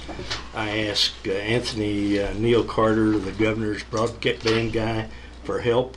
He's the one that pointed me towards this SNG group of economists. And it's become pretty obvious to the ones of us dealing with EDA is we need to fund that study. Charles, is this what you mentioned to me the other day that was sort of holding things up? It's dependent upon getting this done. I think so. Snafu or whatever you call it. Well, it's like I say, Trent, the EDA coordinator that we're dealing with, in the first discussion, he mentioned, hey, economic impact. Didn't get into the details. Well, I mean, part of the deal is explaining it, and most of the broadband community are more from the technical standpoint, and it's kind of, well, you know, if you build it, it'll come type thing. Right. But, and I think I shared a copy of the SNG report on a community in Idaho. The fact it reads like economist, you would expect it to be for whatever you think of economist, but we feel and we've been encouraged that this would go a long ways towards satisfying the thing. Since the most recent input from EDA, I've talked to the president and CEO of SNG, and basically he's ready to said part of the deal is timeliness. He says dependent upon our input on baseline stuff, we can have the report within 4 weeks. Wow. And that's been consistent from what he told us initially. So I'm suggesting that within our county's budget as it relates to economic development, I believe there's about $23,000. 22,800. Okay, That's about 23. That's about. Well, not if you live on nickels and dimes. Yeah. I'm asking that, and the good news is we probably can defer the payment until we've received at least the preliminary report or such like that. But I'm asking that authorization be given in the amount of $9,500 to fund this SNG study. Economic development will support the input on it from the baseline. Wouldn't hurt because this involves identifying what the community is now as far as principal owners and potential. So I would suggest that we are likely to have some conversations as we relate to like a new center and such like that. Those will obviously have significant impacts, but also significant rewards. And that's what a lot of this does if you look at it. And I say this as someone with a more engineering background, but it does project a lot of savings that we would do if we do it one way versus a stronger broadband. So what are they doing for $9,000? They will deliver an appraisal and a suggestion forecasting the impact of our tower situation for over 25 years. So what impact in what way? What does that mean? Impact? Economic impact, number of jobs, okay, savings and stuff like that. Was that not looked at during the two studies that were done prior to? Yeah, that's what I was going to ask. No. That wasn't part of the studies? Mm-mm.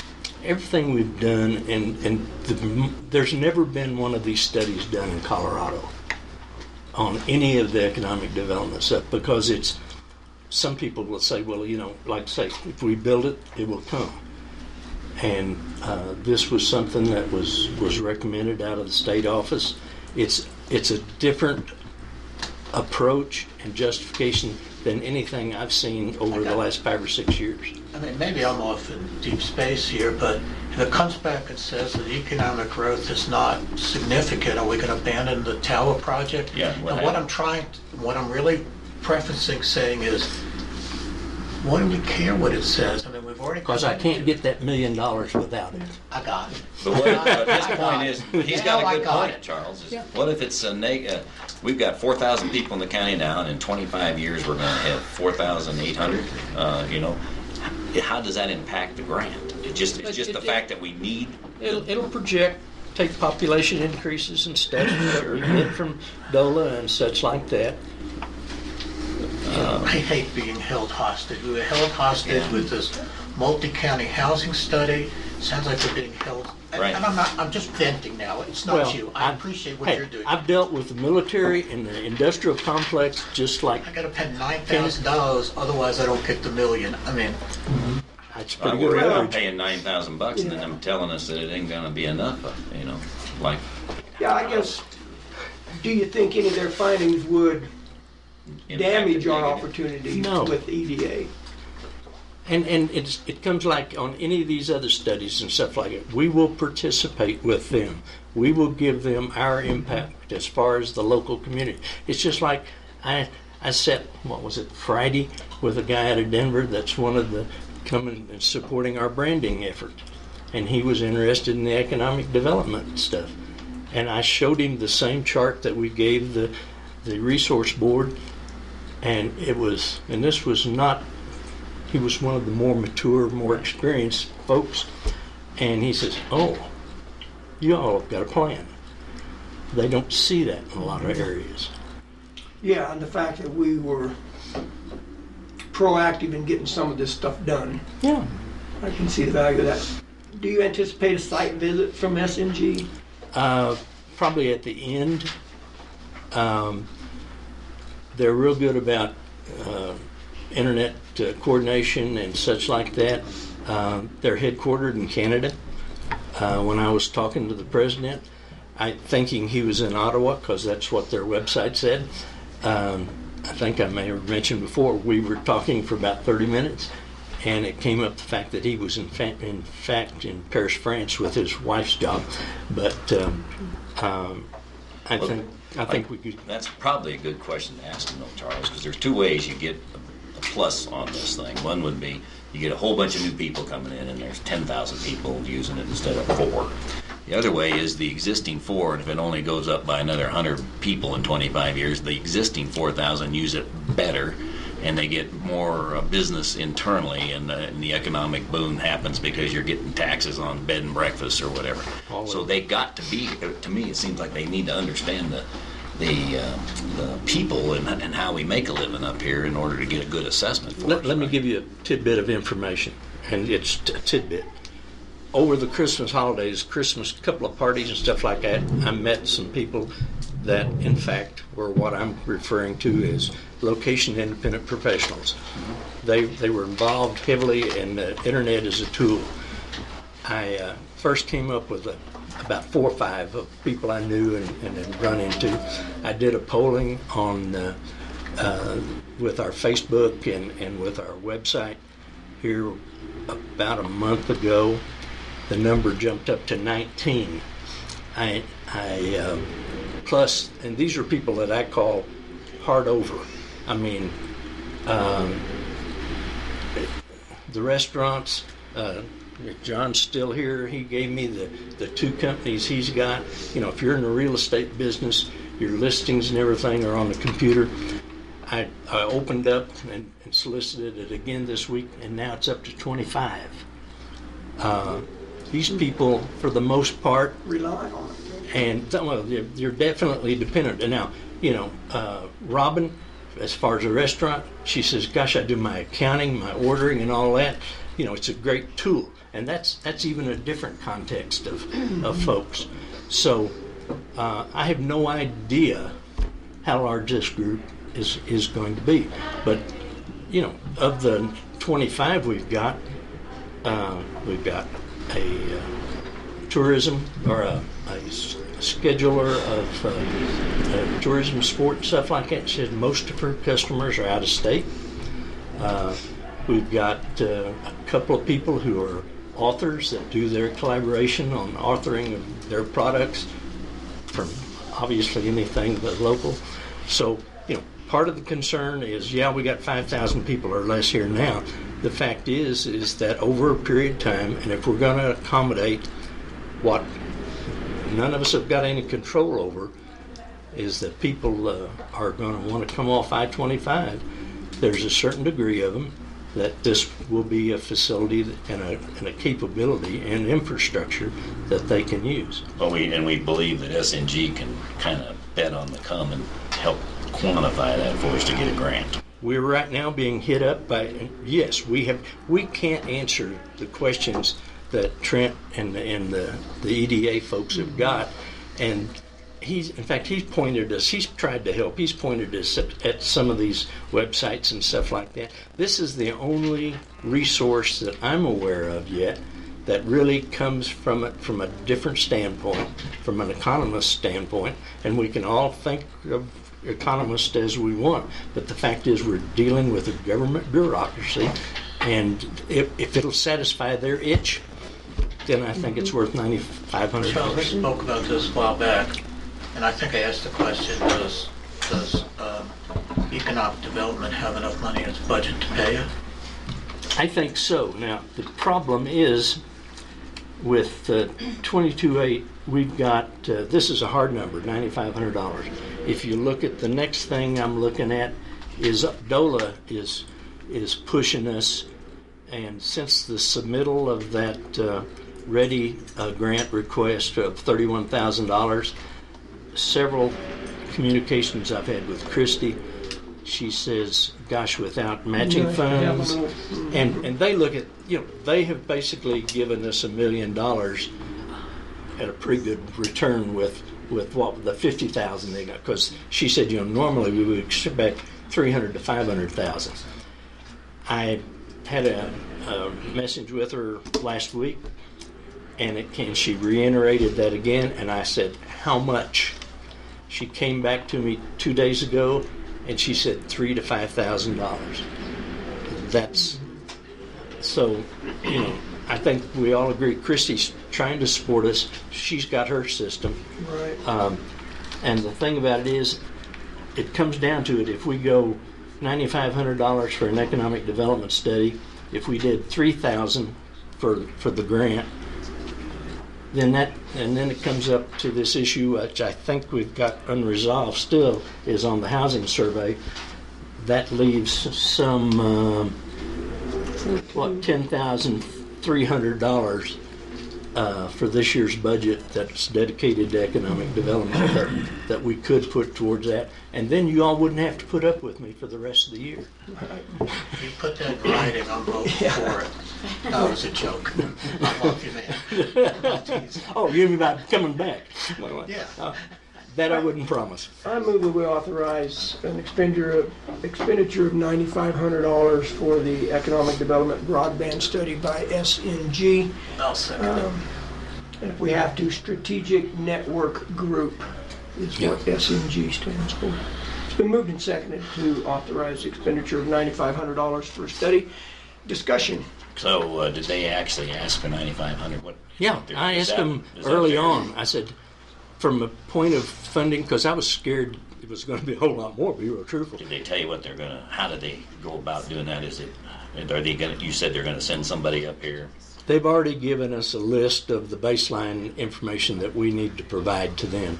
And then, the way I understand it, they've got some metrics and that they project it based on what our baseline is and our projections for like a civic or a governmental facility, and what other growth things that we found to show what we don't have to hire anybody to get the information to give to them. No, I think the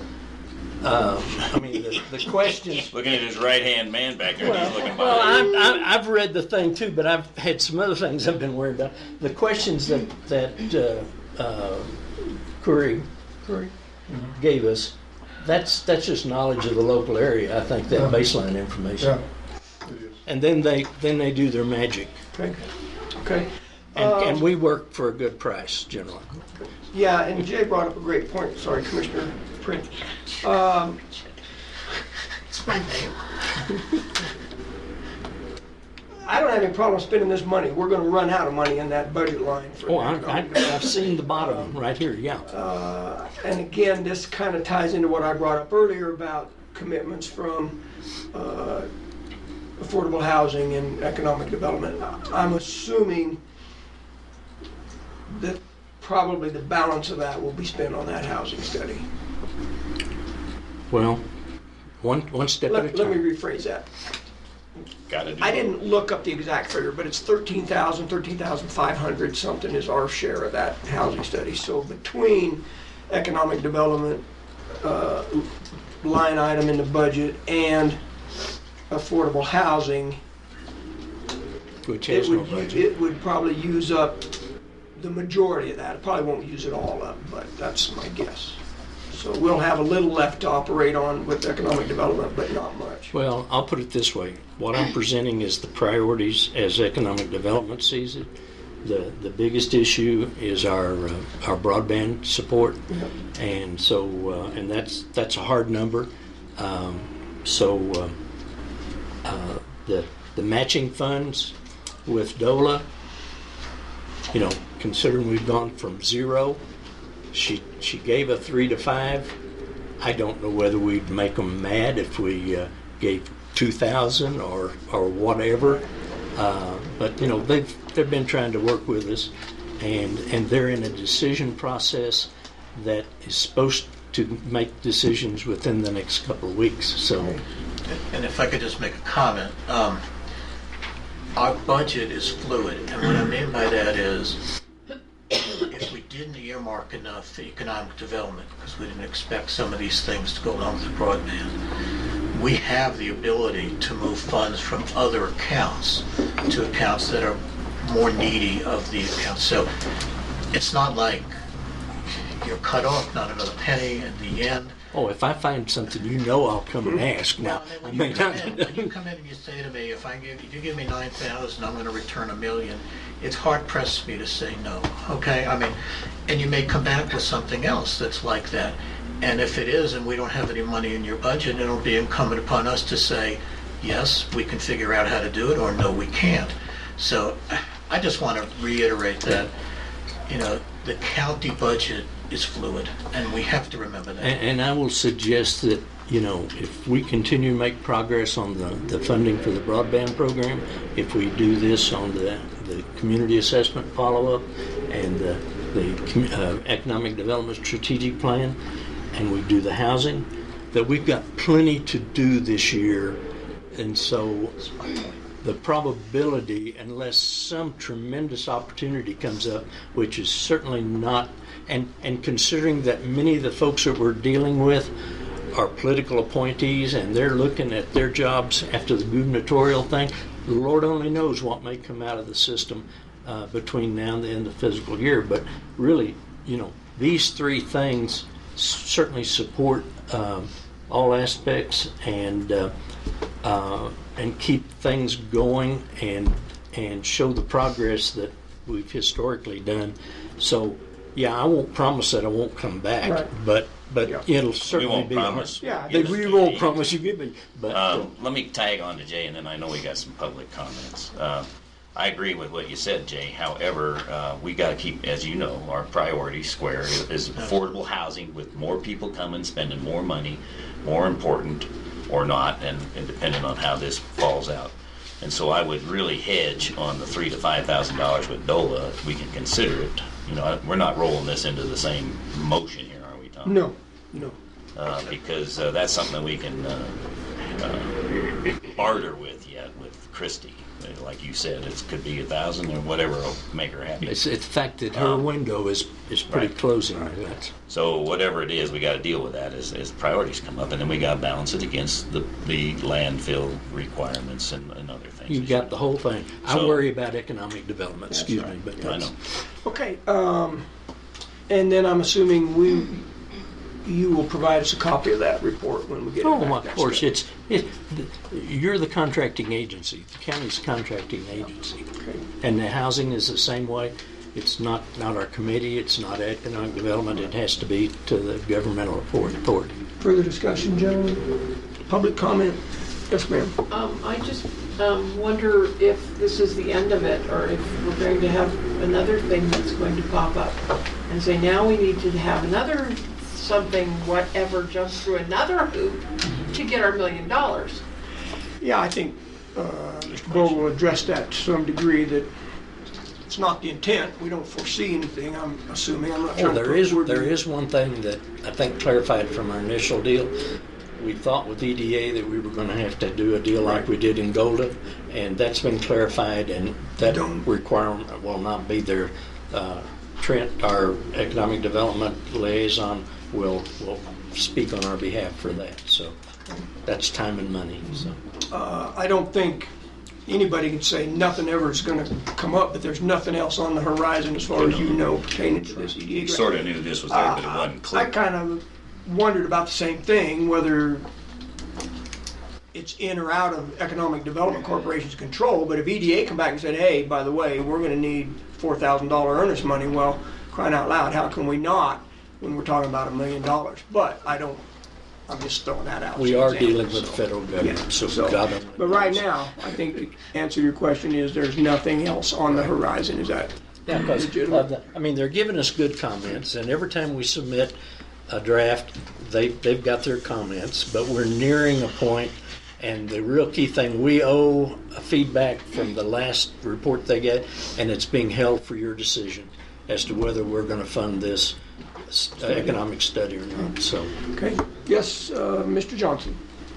I support economic development. I have no objections to giving them money. My question that I'd like for the opportunity for it to be on the record is for Mr. Mullen and Mr. Vogel. And it's the question of the cart before the horse. that if we do not have letters of commitment from vendors and landowners, are we putting the cart before the horse? Well, we have letters from the vendors. Of intention or commitment? Well, I don't know how you define that. You've read defined. the letter, the commissioners have read the letters. We have a letter from Seacom Wireless, and we have a letter from Hilltop Broadband, which is traditional in this industry.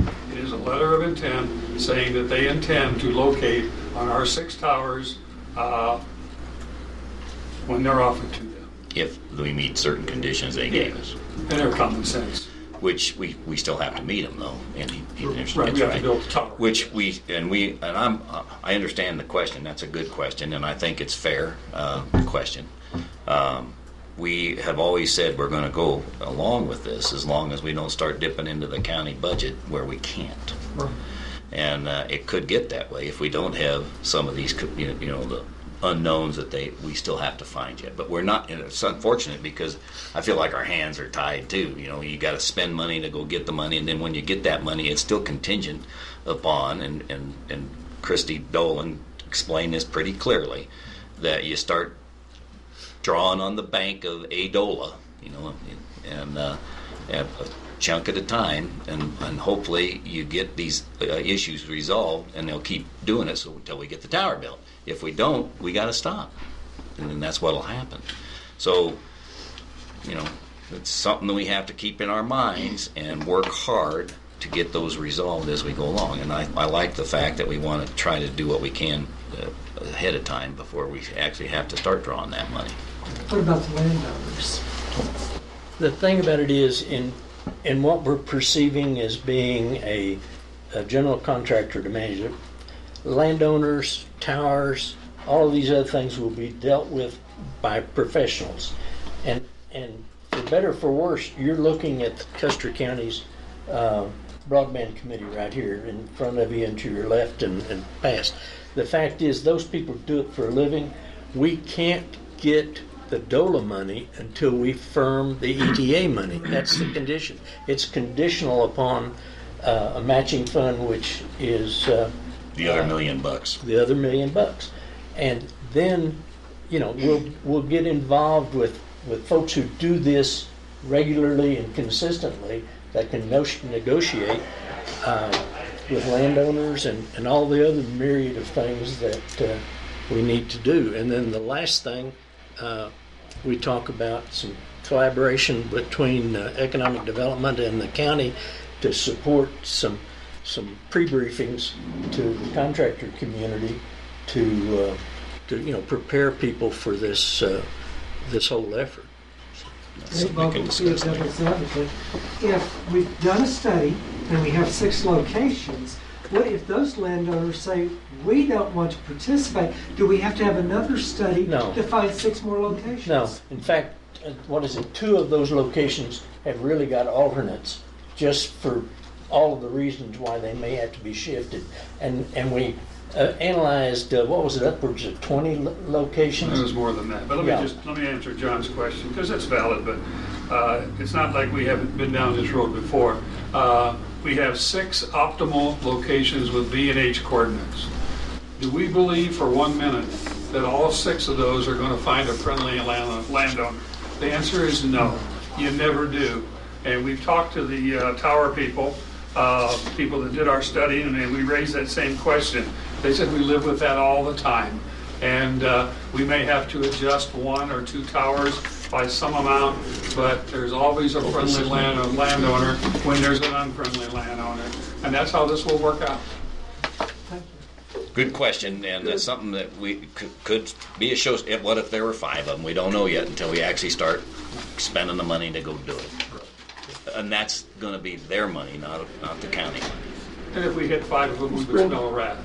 Yeah. I appreciate that answer. You already. Do you want to stand or you want me to stand? I'm just need to stand for it. Do you want to stand? But you understand the second one? Yes. No, we can sign them afterwards. I already stamped all of them. Good. Oh, that's right. I gotta go. Okay. Okay, thank you. All right.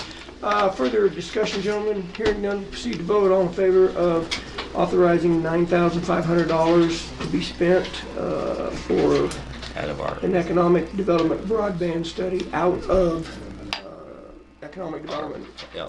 line item in the budget. Say aye. Aye. Aye. Opposed, nay. Motion carries.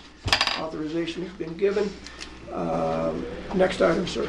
The next item relates to the DOLA grant that's currently submitted and without any matching funds. And like I say, we already talked about it. Christie has indicated the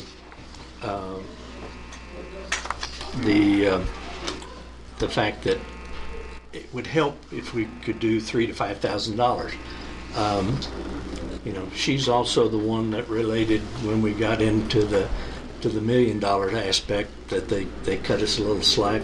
I think she's truly concerned that Ready grant will not be approved because that there is no matching funds. So it's a matter of What's the grant for? How much? it's 31,000. 31.5 or whatever. 31 even, I believe, if I remember right. But that is to reactivate and carry the community assessment that we had through with a final deliverable of an economic development strategic plan. When we originally talked about this, you had brought up that there was other people in the community who were going to have a fund drive, or there were ways you're going to try to find matching funds originally. That was Wasn't that for this matching one? funds on the towers. Oh, I thought it was on the small one too. Wasn't on this one. What? What's the group's pleasure? The money's in the budget? Yes. I think the ultimate, to be very truthful, it's how much comes out left, and that. How much is left? 8,300. Well, If we were to fund this at 5,000. And it'd be the, 10,000. I thought we were spending money on 10,300, wouldn't it? If there's 22.8, because I figured my number. I on did 23. 5,000, so I did Oh, 14,500. well, I'm not suggesting that we necessarily that's have to what hit I the match. figured. Yeah, that's worst case scenario. Were we wrapping in the housing money? Well, I mean, it's all out of the same. I know it's the budget, same at least. So what's going to be left? Well, that would be At $10,300 would be what would be We left don't for know, the because house. we don't know what the motion is. But between 8,300 and 10,000. So Well, I'll make a motion that we authorize $3,000 matching funds for the DOLA Ready grant I'll second. out of economic development. Been moved and seconded to authorize $3,000 for the matching amount for the DOLA Ready grant request. Discussion. With all respect, sir, I move to amend the motion by striking the words 3,000 and inserting the word 4,000. Is there a second? Why? Why? We'll need a second before we move on. Hearing none, the motion dies. Okay, any further debate on 3,000? I will now. I have debate. I do too Please as well, explain but why I was going to say, thank you. 4,000, 'cause and maybe you could, I have a very valid reason. Well, I think for two reasons. If I were to have made the motion, I probably would have made it for 5,000. I think we're incumbent on philosophically making a statement to DOLA that we're all in, that we're very cognizant that you just gave us $1 million. One doesn't directly have anything to do with the other, I understand that. But it all does. But it all kind of does in the big picture. And I read Christy Doone's emails back and forth. She never threatened us. She just said, I think it's in your best interest, and I just don't want it to appear to that committee looking at that Ready grant that they did the minimal amount to look at $31,000. That's... By the same token, though, Tom, she knows that we're dirt poor, as we like to use the phrase. But I don't mean that. But you asked my reasoning. But the point is, that's it. And I really appreciate She it. understands we're on the line. Making me think some more. Yeah. So, Charles, what do you think on the 3 to 5? I mean, which do you think? Well, I suggested 3. I think the logic is certainly sound. If it was 3,500 might accomplish the same thing as 4,000. It certainly might. It's just the relationship, and beyond it's not the fact that beyond Christie, it's not beyond, there's people in that DOLA system know us. I mean, she's the one that's got the biggest interface with us, but you know, we're known all the way up to the top of DOLA, and so it's a psychological game we're playing right now. But she has been very consistent since the get-go. Can I recommend we just take a pause until... Okay. I'm back. Okay, no problem. I didn't go anywhere. I just felt it was incumbent upon you to hear it also since you've been voting. Yeah, I was I agree. I think, you know, as a term that's overused much, we're kind of in a negotiation situation right now. And to not respond with some matching fund will, I think, give the wrong signal to DOLA, but then it's okay if we're going to, you know, if we're going to do something. Then I agree with your logic. She tossed out a number there. If she had just given us one number, well, if she gave us a range, she should be willing to hang. And I like your idea. 4,000 is bad. I don't really care. I like the idea of 5,000 hearing more discussion. I mean, I was just going to 3,000 because I didn't want to not fund it. Right. Of course, trying to be frugal, I didn't want to give more than we actually had to. But I think there's a lot of validity in what you said. Image is so important, especially with DOLA. We don't want to come as this cheap county that's just begging and begging and begging. I mean, I don't want to be that way. We need to step up to the bar and do what's right. We do have a good relationship with them. And we don't want to lose it. And we have a personal relationship. Yeah. Correct. And I do as well. Well, I think we all do. And, you know, so it's... And, I mean, we're just shooting in the sky here, but it may be that any amount is going to speak louder than the difference between 3,000 or 4,000. Okay. So I'm not equivalent about the amount. I think the ultimate deal is if we're as reasonably assurance of the housing and from an economic development that is critical to our future growth, then it's where we're going to find whatever. I mean, if we do 5, you know, that kicks it down to 8. So that means we got to cut 5,000+ from someplace else, and that's y'all's. That's coming from Jay, affordable housing. Your motion, if you're going to amend. Well, I'm just saying as what I know of as there being and the budget items, those 3 things use it all up, notwithstanding the latitude you all have got. So it's how deep do we go into another pocket to do the housing, because that again is one of the long-term things, and we have to do. There's no way around it. Okay. Further discussion? Can I amend my motion? Certainly, you may. I'd like to amend the motion that we fund $4,500. Let me restate. $4,500. And do I hear? For the matching funds. I'll second the motion. Been moved and seconded to strike the word 3,000 out of the original motion and insert the number $4,500. Further debate? Gentlemen, public comment? Yes, ma'am. As a citizen, not as a reporter, as a citizen, I really have a problem with anybody, and I'm not talking specifically Charles, anybody that comes in here and says, we want to put this grant in, it's not going to cost the county anything. And then when we say yes, when you say yes, you know, 3 or 4 months down the road, say, yeah, well, you know, it turns out it is going to cost us something. True. And we have 2 instances of it right here. And we'll see more of them. You know, what does that promise mean? Okay. I'll put it this way. No, just my just comment. this is a budget. We've talked ad nausea about it, but it was recognized as supporting small e, small d. Yeah, it's not your budget, it's the county budget. I've heard that, you bet. But the point being, it's a resource that the county has approved, and that's not my point, though, Charles. Well, it's not that. I think what you misrepresented, that I was saying this wasn't going to cost money, and no, she's made a good point, Charles. And well, we didn't understand. You pointed out they didn't spell out it was going to cost this when we talked about it originally, how much it was going to be, and it came back, and so it's something else we got to tap the fund for.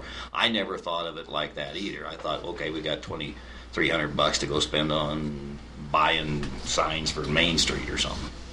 Well, I think, to your point, Commissioner Kanda clearly said in probably our first or second meeting in office, I'll support this as long as it doesn't cost the county any money. I believe that's your point. Yep. And I thought about that also while we were discussing this. If we did not have economic development money budgeted in the budget, then to me that's a different deal. Are we spending extra tax dollars? Yes. Will not deny And that. it's going to be hard to go into the next pot to say if we got a fund I that we totally won't, maybe get not. keeping a relationship with DOLA. I totally get that.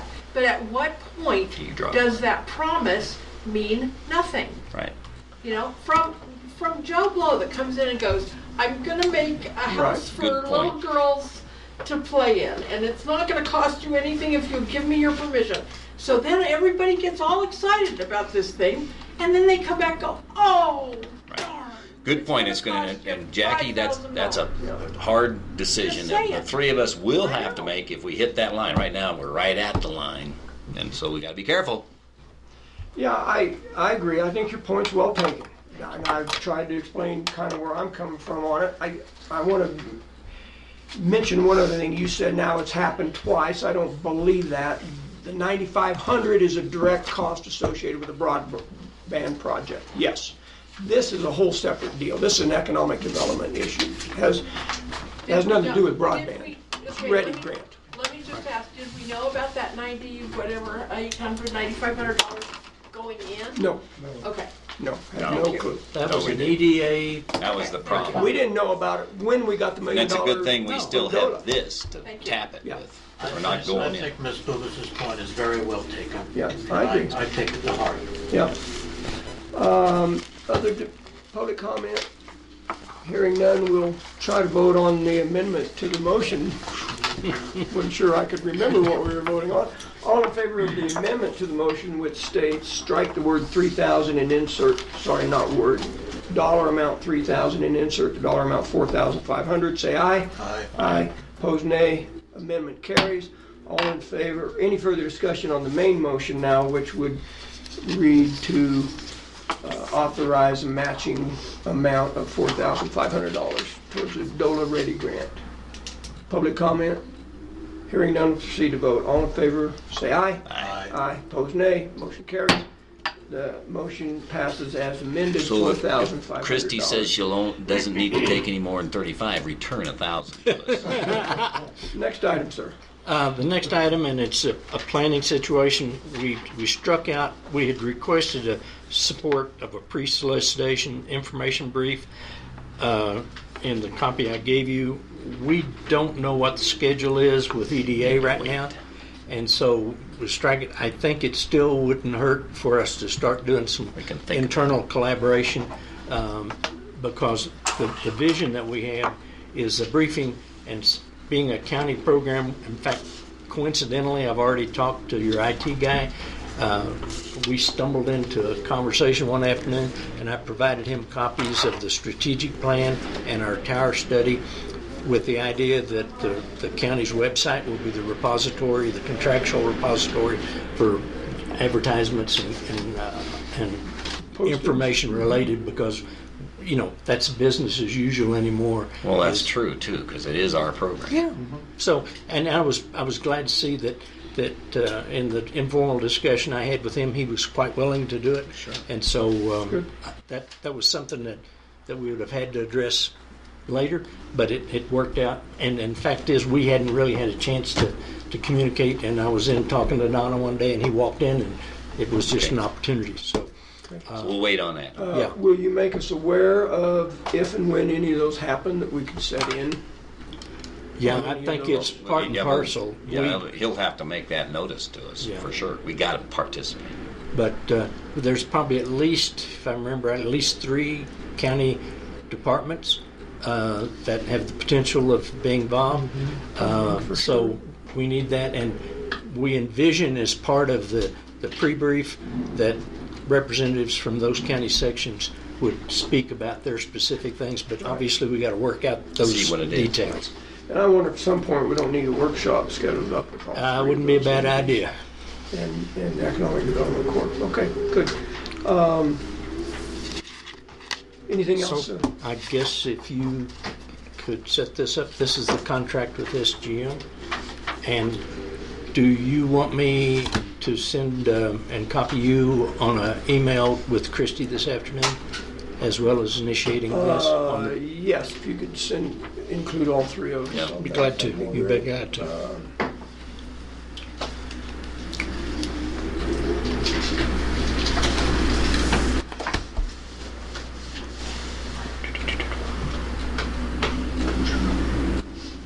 While he's doing that, I'll just make a comment. I really appreciate the third one's not here. You guys stepping up and trying to help us. While we may whine about how much money you want to spend of ours, I know you're the county's best interest at heart, and I appreciate that.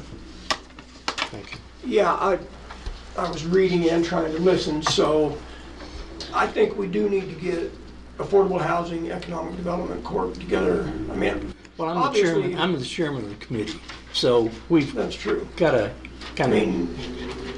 I don't mean to be rude, but obviously we could make a motion, and if we got enough votes, we could vote to spend that money on that housing study. We'd rather do it with your blessings.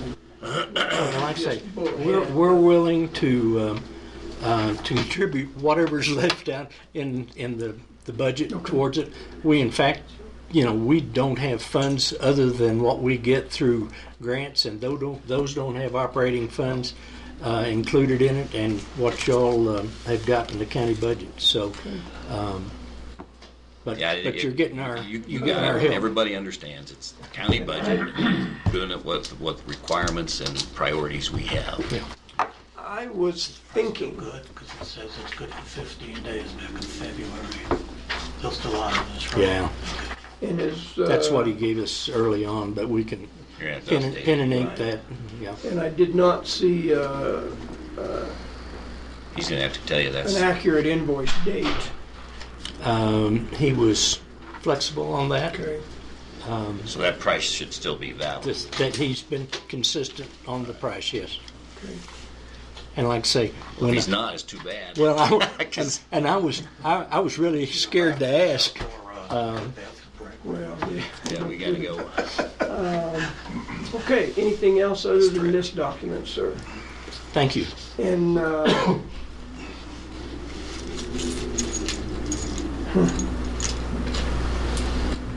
better X through the end. Yeah, I think signatures. I don't know. That's his signature on the other side. Okay.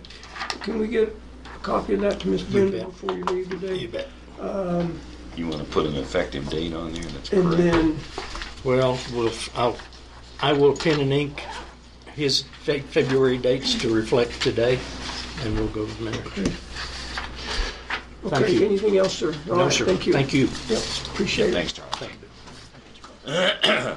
Okay, we'll move ahead. I know Mr. Candace needing to get going. Public comment? Anything for the good of the order? Oh, thanks you guys for everything.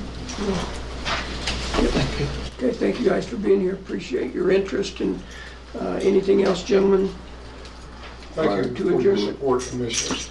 We'll be back tomorrow, same place, same station, same time. Hearing So much fun today, we'll do it again. Hearing no further business, let the record show the meeting is adjourned 12:43 p.m. Thanks, Tom. Thanks for hanging out. Either of you staying around to meet with the attorney at 1 o'clock? They're going to be here? She's supposed to be coming here.